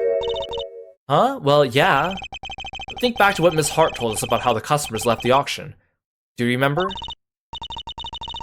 Of course, they came from downstairs back through the storeroom and... Oh! Exactly. The killer would have had to hide the body in order to avoid its discovery. Question is, where did they hide it?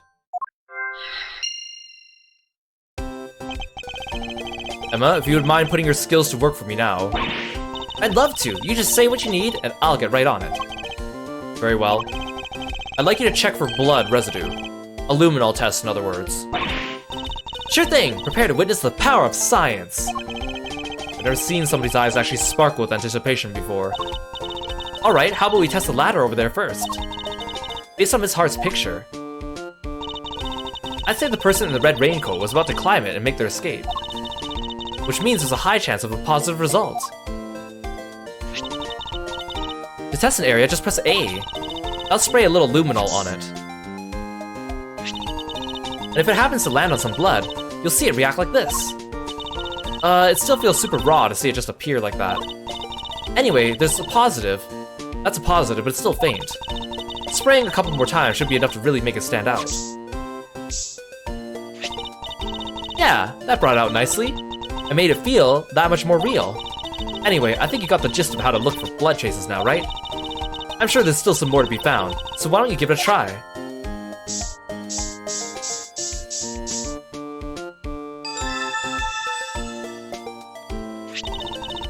And that's how it's done.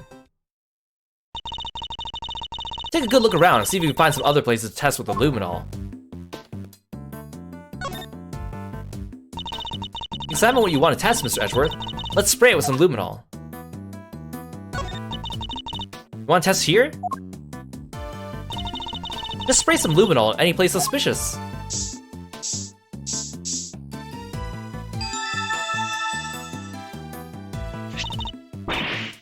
Mr. Edgeworth, blood! But how could it have gotten there? Maybe somebody put something with blood on it in there.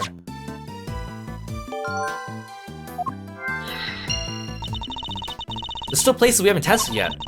Let's see what else we can find.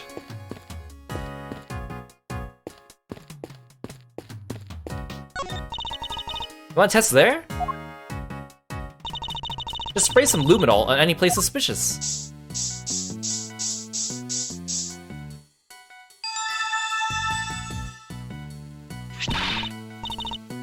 We got a positive. There's blood here. But how come? Probably because this is where the murder was actually committed, I'd say. Oh, looks like some of it dripped through to the floor below, too.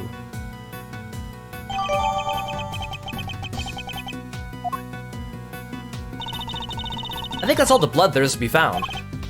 Alright, then that concludes this phase of our investigation.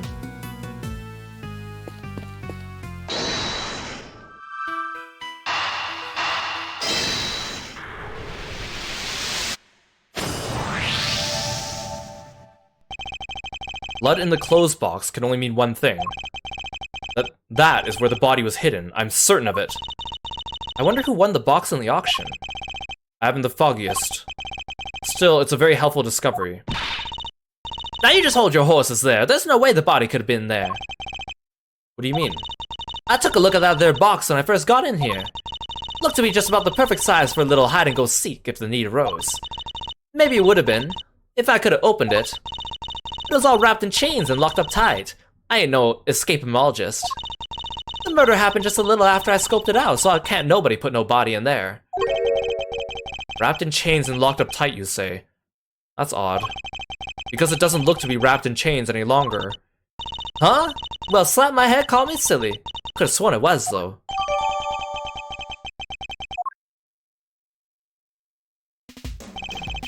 I think we examined all we can now.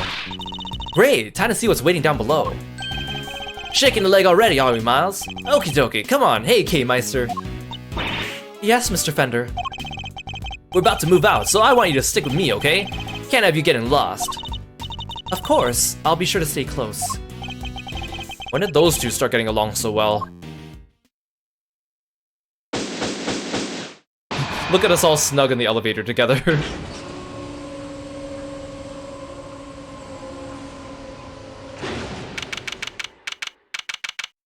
April 5th, 7:43 p.m. Committee for Prosecutorial Excellence. Chamber. Hey Lork, welcome to the stream. Thanks for stopping by. Yes, you came just in time to see the elevator. What fortuitous timing on your part. We all know Lork loves elevators.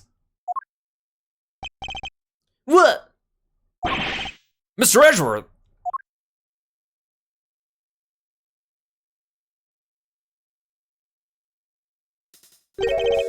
This room. This is the auction room. No, this is the committee chamber.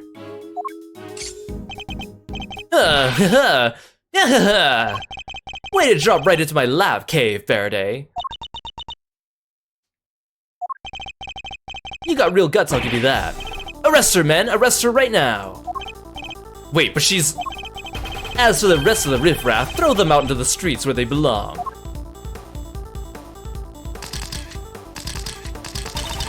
You can't do this, this is going way overboard. Yeah, what she said! Lotta looks so happy to be here. Miles, this isn't looking good, I gotta say. See how the blinding light of justice shines on me? Ah! Ugh! Ah! What did I do? You'll have to forgive me. I meant to hit a certain cowardly ex-prosecutor. You weren't aiming for him, you were aiming straight at me. Something keeps getting in my way. Something... Yeah! Right there. Franziska. So, what are you doing here, Mr. Ex-Prosecutor? I still believe Kay to be innocent. And we're supposed to care what you believe. You no longer have the right to your opinion. I am Franziska von Karma, and I have no intention of stopping here or now.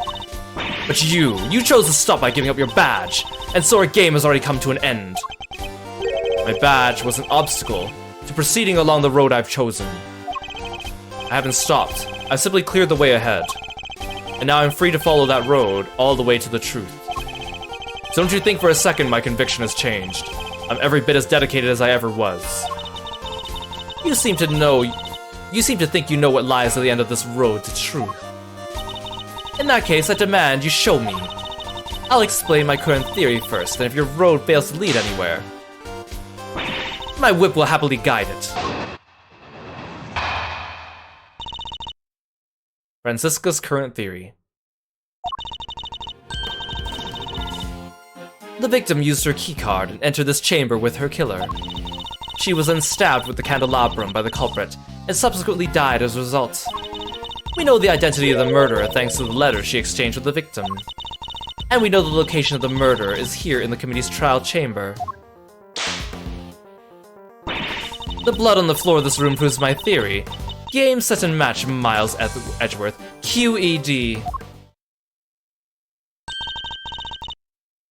She seems pretty confident, huh? She doesn't lack the courage of her convictions, that's for certain.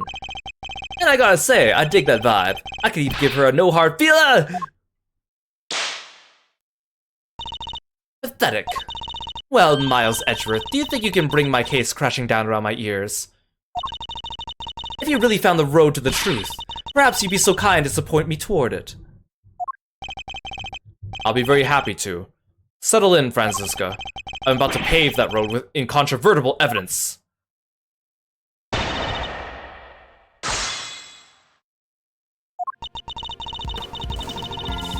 The victim used her keycard and entered this chamber with her killer.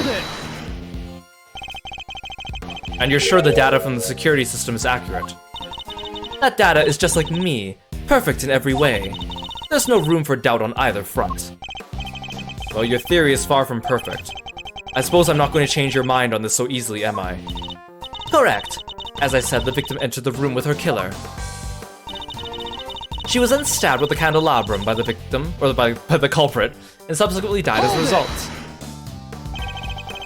And the stab wounds she sustained are a perfect match with the candelabrum in question. 3 wounds inflicted by metallic spikes of some kind, in 3 places simultaneously. Even you have to agree there aren't many objects that could do that. Furthermore, Grandma Hertz confirmed the murder weapon in her report. Then there's absolutely no doubt in your mind that it was the candelabrum. None whatsoever. As for the culprit, we know the identity of the murderer thanks to the letters she exchanged with the victim. Have you managed to prove conclusively the letter found on the victim was sent by Kay? I wasn't aware there was any doubt on that front. Are you suggesting it was a forgery? Well, if there was any doubt, there isn't any longer. Document analysis turned up nothing. Nothing to suggest the involvement of anyone other than the sender and the recipient, or of any forgery. Are you saying they found Kay's prints? No, only the victim's. Well then, how can you say for sure Kay did the deed? Haven't you been listening? Document analysis found nothing to suggest the letter was a forgery. Face it, the letter was sent by Kay Faraday. A fact that more than adequately proves the identity of the murderer. And we know the location of the murder is here in the committee's trial chamber. You can prove that the murder happened here in the committee chamber, I suppose. Von Karma's perfect in every way. Or did you forget that when you handed in your badge? The blood on the floor of the room proves my theory. Game, set, and match, Miles Edgeworth. QED. Hold it! Has the blood been analyzed to see who it belongs to? It has, and unsurprisingly, it was confirmed to be the victim. And has it occurred to you that where it was found may not be where the murder took place? How quickly you forget, Miles Edgeworth. Evidence is everything in this courtroom. So please present your proof the murder occurred elsewhere. Or kindly stand down. Proof the murder occurred elsewhere, huh? This isn't a courtroom, but that doesn't mean I can't give her the evidence she so clearly desires. She makes a pretty watertight argument, huh? Perhaps, but she doesn't know what we know. You're right, we've got a certain scientific discovery up her sleeves. And that discovery will show her the road I found to the truth.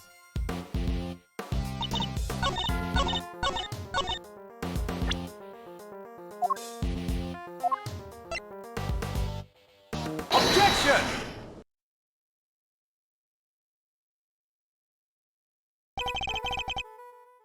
If I remember correctly, the blood discovered in this room was located at the foot of the Goddess of Justice statue.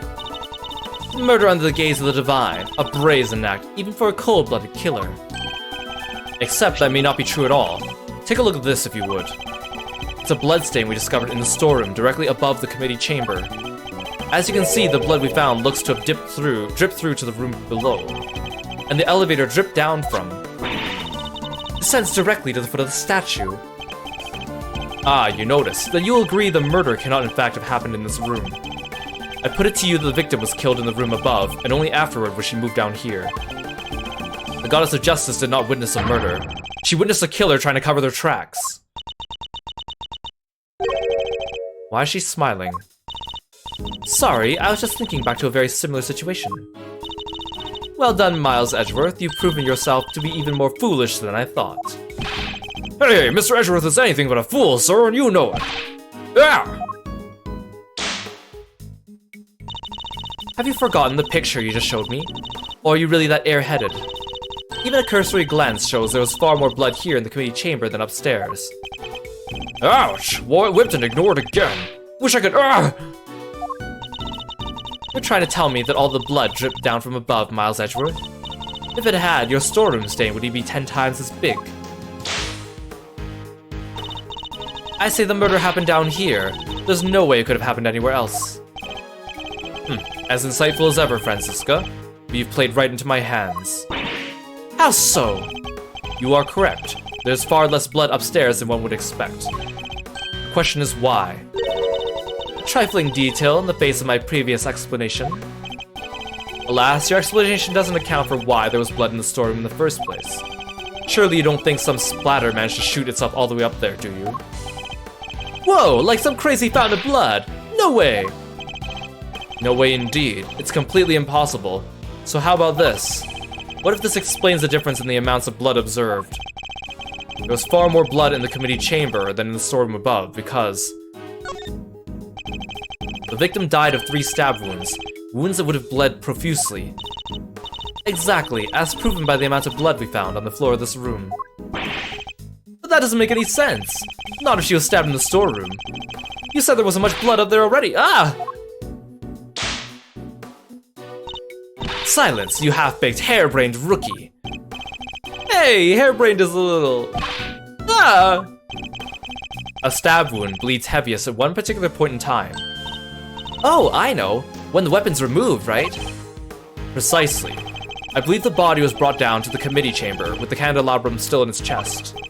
And then, when it was finally removed, it created the difference in the amount of blood we see between the 2 locations. But why? What was the killer trying to do?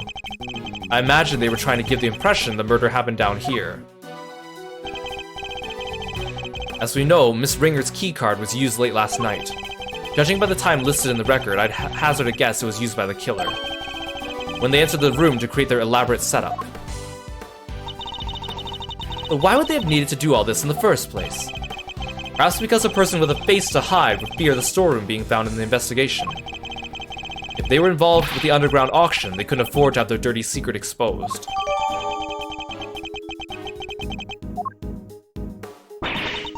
Underground auction! You should take a look at the storeroom for yourself. The items up there tell quite a story. One that should more than explain what was going on here last night. It's almost endearing, Miles Edgeworth, how desperately you want to protect your friend. There's something just beneath the surface this case. There's something bigger than all of us. And Kay's only crime was to have the bad fortune to fall right into the middle of it. That's quite the hyperbolic claim, Miles Edgeworth. Hyperbolic? Me? Surely you're the one making a mountain out of my perfectly reasonable molehill. You're working with Interpol on international cases, so why are you investigating a domestic murder? I'll tell you why, because this case has something to do with the smuggling ring you've been chasing. You followed the trail of the items being smuggled by the ring and wound up here. Tell me I'm wrong. Tell me it's something I sense isn't related to any of this. I'm very happy to learn you giving up your badge didn't completely relieve you of your senses. Scruffy here told me all about the circumstances that led up to that, by the way. Sorry, sir. I just thought it might help, you know? You did the right thing, detective. Oh! So, am I right, Francisca? Is this incident part of the broader case you're working? Was the underground auction already on Interpol's radar? Wouldn't you like to know? But you don't need to, and so you won't. Then you knew, didn't you? That the auction was being held here in this chamber. Hey, y'all mind if I butt in for a sec? Her victim over there, the lady in white. You! Hey, let a gal finish, will ya? No good butting in pain in the you-know-what. Yosh! Well, this leopard sure ain't changed her spots.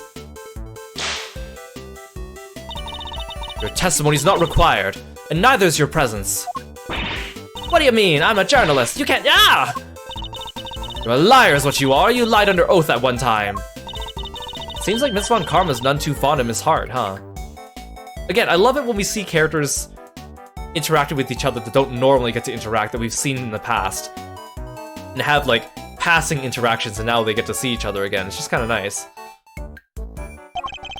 I don't think she's her biggest fan, no. What's she called? Ringer, right? She was a member of this here committee? Well, she's dressed exactly like the ringleader of their top secret option. Ah! Stop it! Stop whipping me, dang it! What is the meaning of this interruption? Miles Edgeworth, explain! Miss Hart here helped us out by describing how the auctioneer was dressed. It seems they were wearing the exact same outfit as the victim, Miss Rosie Ringer. That would mean the victim was also the ringleader. No, how about we just calm down, sir? It seems I have some new information to consider. It's true I came here to investigate the underground auction, and to arrest the head of operations, the auctioneer. But if Miss Hart is to be believed, the ringleader is dead. I guess that means your journey here today was wasted.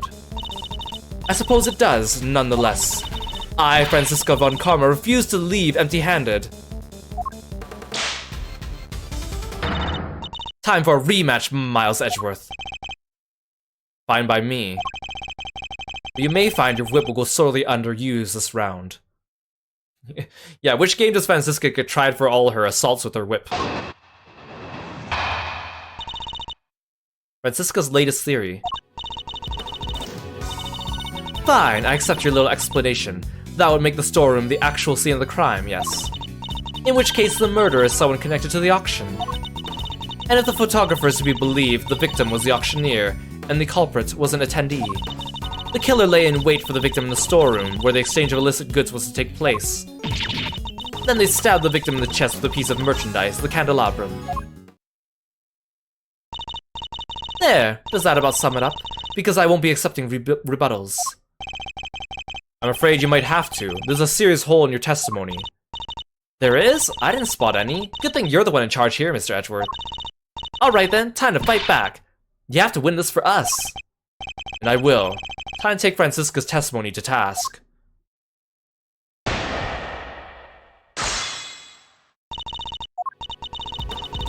Fine, I accept your little explanation. That would make the storeroom the actual scene of the crime, yes. You conceded that point rather easily. I can't help but be suspicious. I'm not in the habit of denying facts that are readily supported by the evidence. That's all there is to it. You were able to show the murder actually took place in the storeroom. In which case the murderer is someone connected to the auction. And And how exactly did you come to that conclusion? Members of the big building staff were questioned extensively, but none mentioned a secret storeroom. It seems its existence was known only to a handful of people. And of course, the storeroom was where the items that were to be sold in the auction were being kept. Very good, which suggests a link between knowledge of the storeroom and involvement of the auction. Hey, Daikonologist! Welcome to the stream! Thank you so much for following me and being a Froggy fan. Welcome in. You guys should go check out Daikonologist's artwork. They're an amazing artist as well. Check them out on Twitter. If the photographer is to be believed, the victim was the auctioneer and the culprit was an attendee. Hold it! So you believe the victim and the ringleader were one and the same? I do, and the murder was... Why are you asking her this? You just said the exact same thing yourself, dummy! So I did.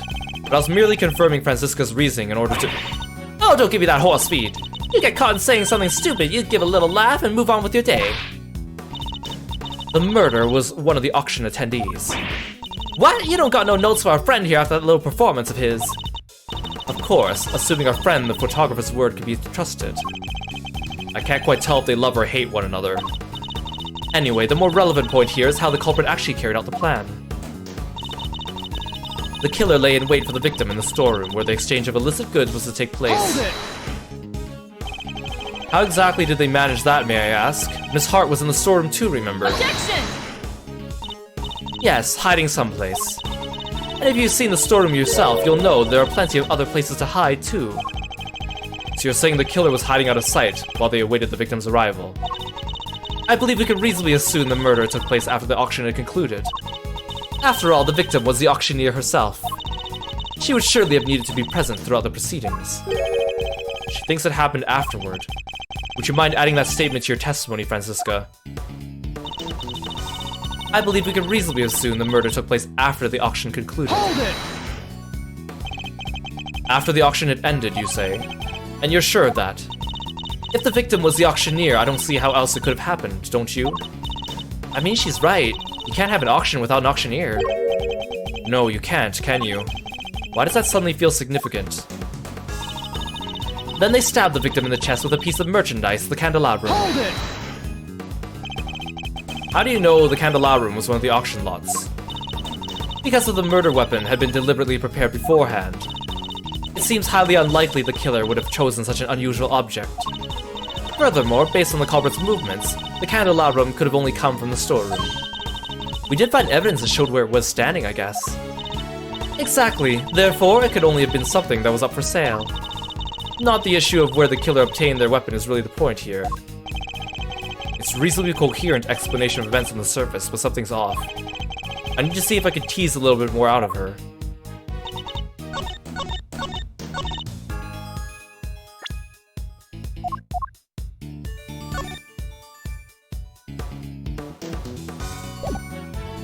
Objection!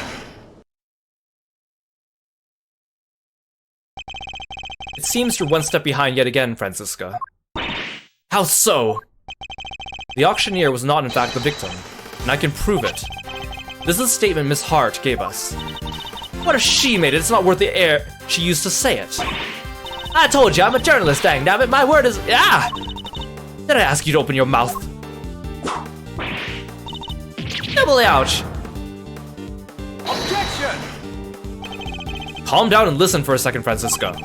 Miss Hart witnessed at least some of the events surrounding the murder, and she confirmed the auction continued even after the murder had occurred. You bet it did! Went right on like nothing had happened at all. How would that have been possible without an auctioneer, It wouldn't. So you see, the victim couldn't have been the auctioneer. She was one of the attendees. No! You know, Franziska rarely whips female characters, but Lotta's been getting a lot of it. Lotta's been getting a lotta. I've been saying since the start, there's no way Kay could be the murderer. Because she'd been pushed down the hatch by her assailant and knocked unconscious by that time. So then, who was the victim really? Right, well, if the auction carried on after the murder, the victim must not have been the auctioneer, but an attendee. That's enough. I know that sound all too well.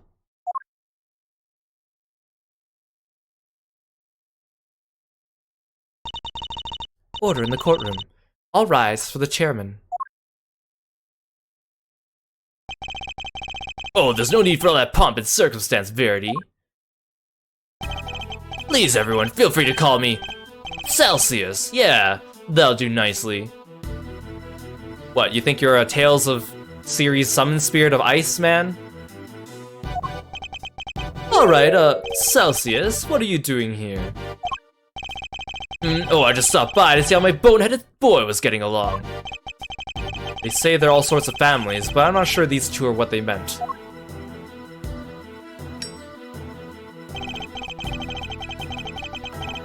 The Summon Spirit of Justice. I thought I might need to light a fire into this investigation, but it seems not. The suspect everyone's searching high and low for is right back here where we started. Men, detain the suspect immediately. That's true, he's also wielding fire. Wait, Miss Faraday's innocent. Shut your meddling mouth! You're becoming something of a problem, Miles, my boy. I thought I told you. The committee wants this matter cleared up as soon as possible. It's a matter of trust. We can't have our organization being seen to drag its feet. It's bad for us, and it's bad for me too. Personally, sorry, it must be my age. Your unlawful investigation ends here, and will not be permitted to resume. In case you've forgotten, you are no longer a prosecutor. You have no authority here. What's more, there's the matter of you aiding and abetting a suspect. She's right, of course. As always, you really are a godsend, Verity. Everything I do knowingly. If you wish to prosecute me for it, be my guest. But know this. We've uncovered a new suspect. This person here. Miss Faraday was attacked by this You can stop right there, Mr. Edgeworth. The raincoat in your picture was discovered nearby a short while ago. The victim's blood was found on the hood, along with some cherry blossom petals. Cherry blossom petals? Like the ones on the roof?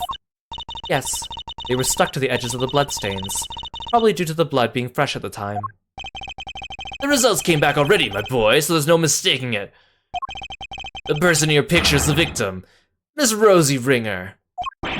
What?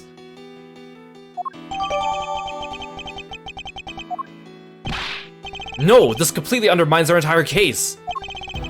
All our assumptions were based on the person in the red raincoat being the killer. But if they were the victim instead, then Kay remains at the top of the suspect list. Miss Faraday, you testified to having encountered a person in a red raincoat up on the roof, correct? Yes, I did. Well, now we know the person was the murder victim. And you were the only person we know of who came into contact with her. Since one of you wound up dead, I think we all know how that encounter went. Objection! No, Kay was attacked by that person. She's the victim here, not the aggressor. As far as I recall, we have yet to see any evidence that proves she was attacked as you claim. It's not like she's covered in bandages and has amnesia and has just been discharged from the hospital or anything. And even if such proof existed, Miss Ringer simply could have acted in self-defense. Well, you can't just jump to conclusions like that. Kay's innocent. But I'm not. Kay!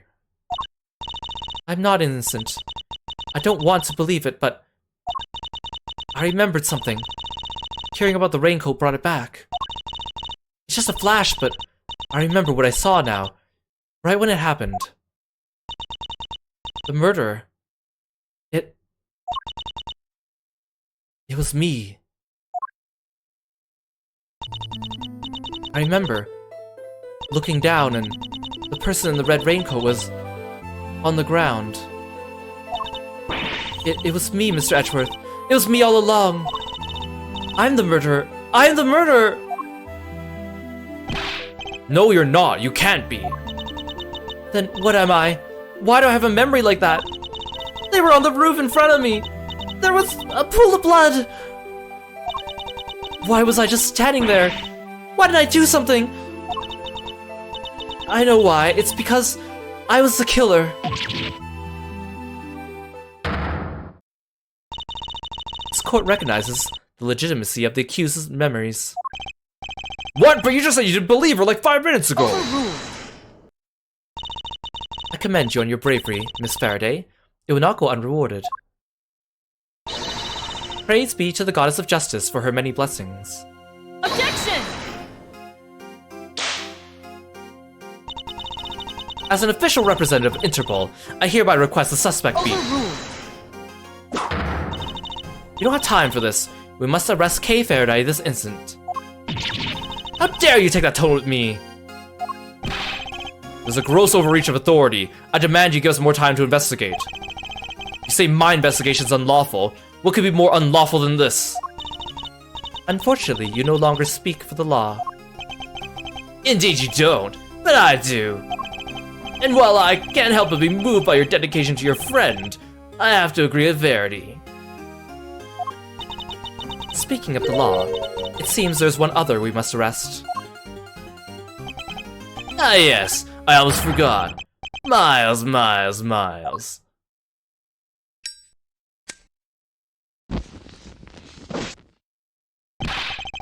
What are you talking about? Mr. Edgeworth was just doing his job! He didn't do anything wrong! He wasn't doing squat! By which I mean to say, unfortunately, Miles is no longer serving in any kind of official capacity. You went too far this time, Mr. Edgeworth. You conducted an unlawful investigation. Worse, you aided and abetted the flight of a suspect. You are no longer even an ex-prosecutor. You are a criminal, nothing more.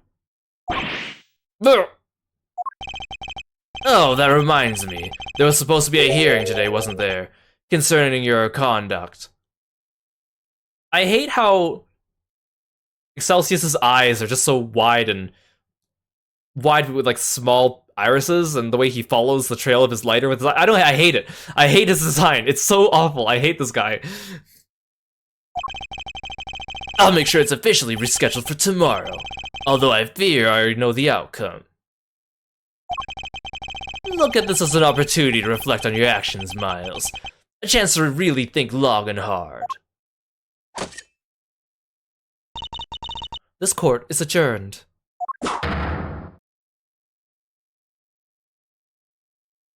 To be continued. Cliffhanger time!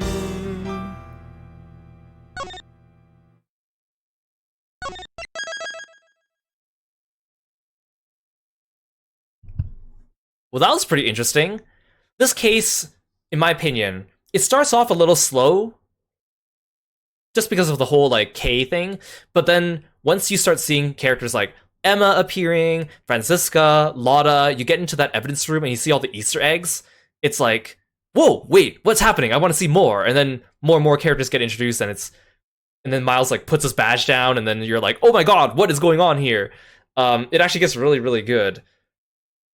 But we are about halfway through the case, almost exactly, so we'll finish it tomorrow, and it'll take approximately the same amount of time, I think, if we did things right. That also feels like a good place to kind of leave it. Yeah, what a cliffhanger, right? You're angry, huh? Angry at what's happening to Miles and Kay and everyone else, right? It's just so unfair. I wonder how they're going to resolve it. I guess we'll find out next time on Ace Attorney's Investigation 2! Prosecutor's Gambit! Z. But thanks for coming by, everyone. I hope you enjoyed the stream. Thank you for enjoying this game with me. Let's find someone to raid. Oh, perfect. Nari is streaming Ace Attorney. She's playing Justice for All with Drago. Oh, actually, I think they're doing Rise from the Ashes, even though the stream title is Justice for All. Let's go say hi to them. I think it's been almost half a year since they last streamed Ace Attorney together, so they're picking it up where they left off. Yeah, and I'll see you guys tomorrow for the second half of A Turnabout Forsaken. And again, if you're new around here, maybe you want to check out my other playthroughs on my YouTube channel, including my other VODs of Ace Attorney Investigations or The Great Ace Attorney, or other mystery games, or JRPGs, or fighting games, horror games, you name it. Thanks guys, take care. Bye, froggy friends.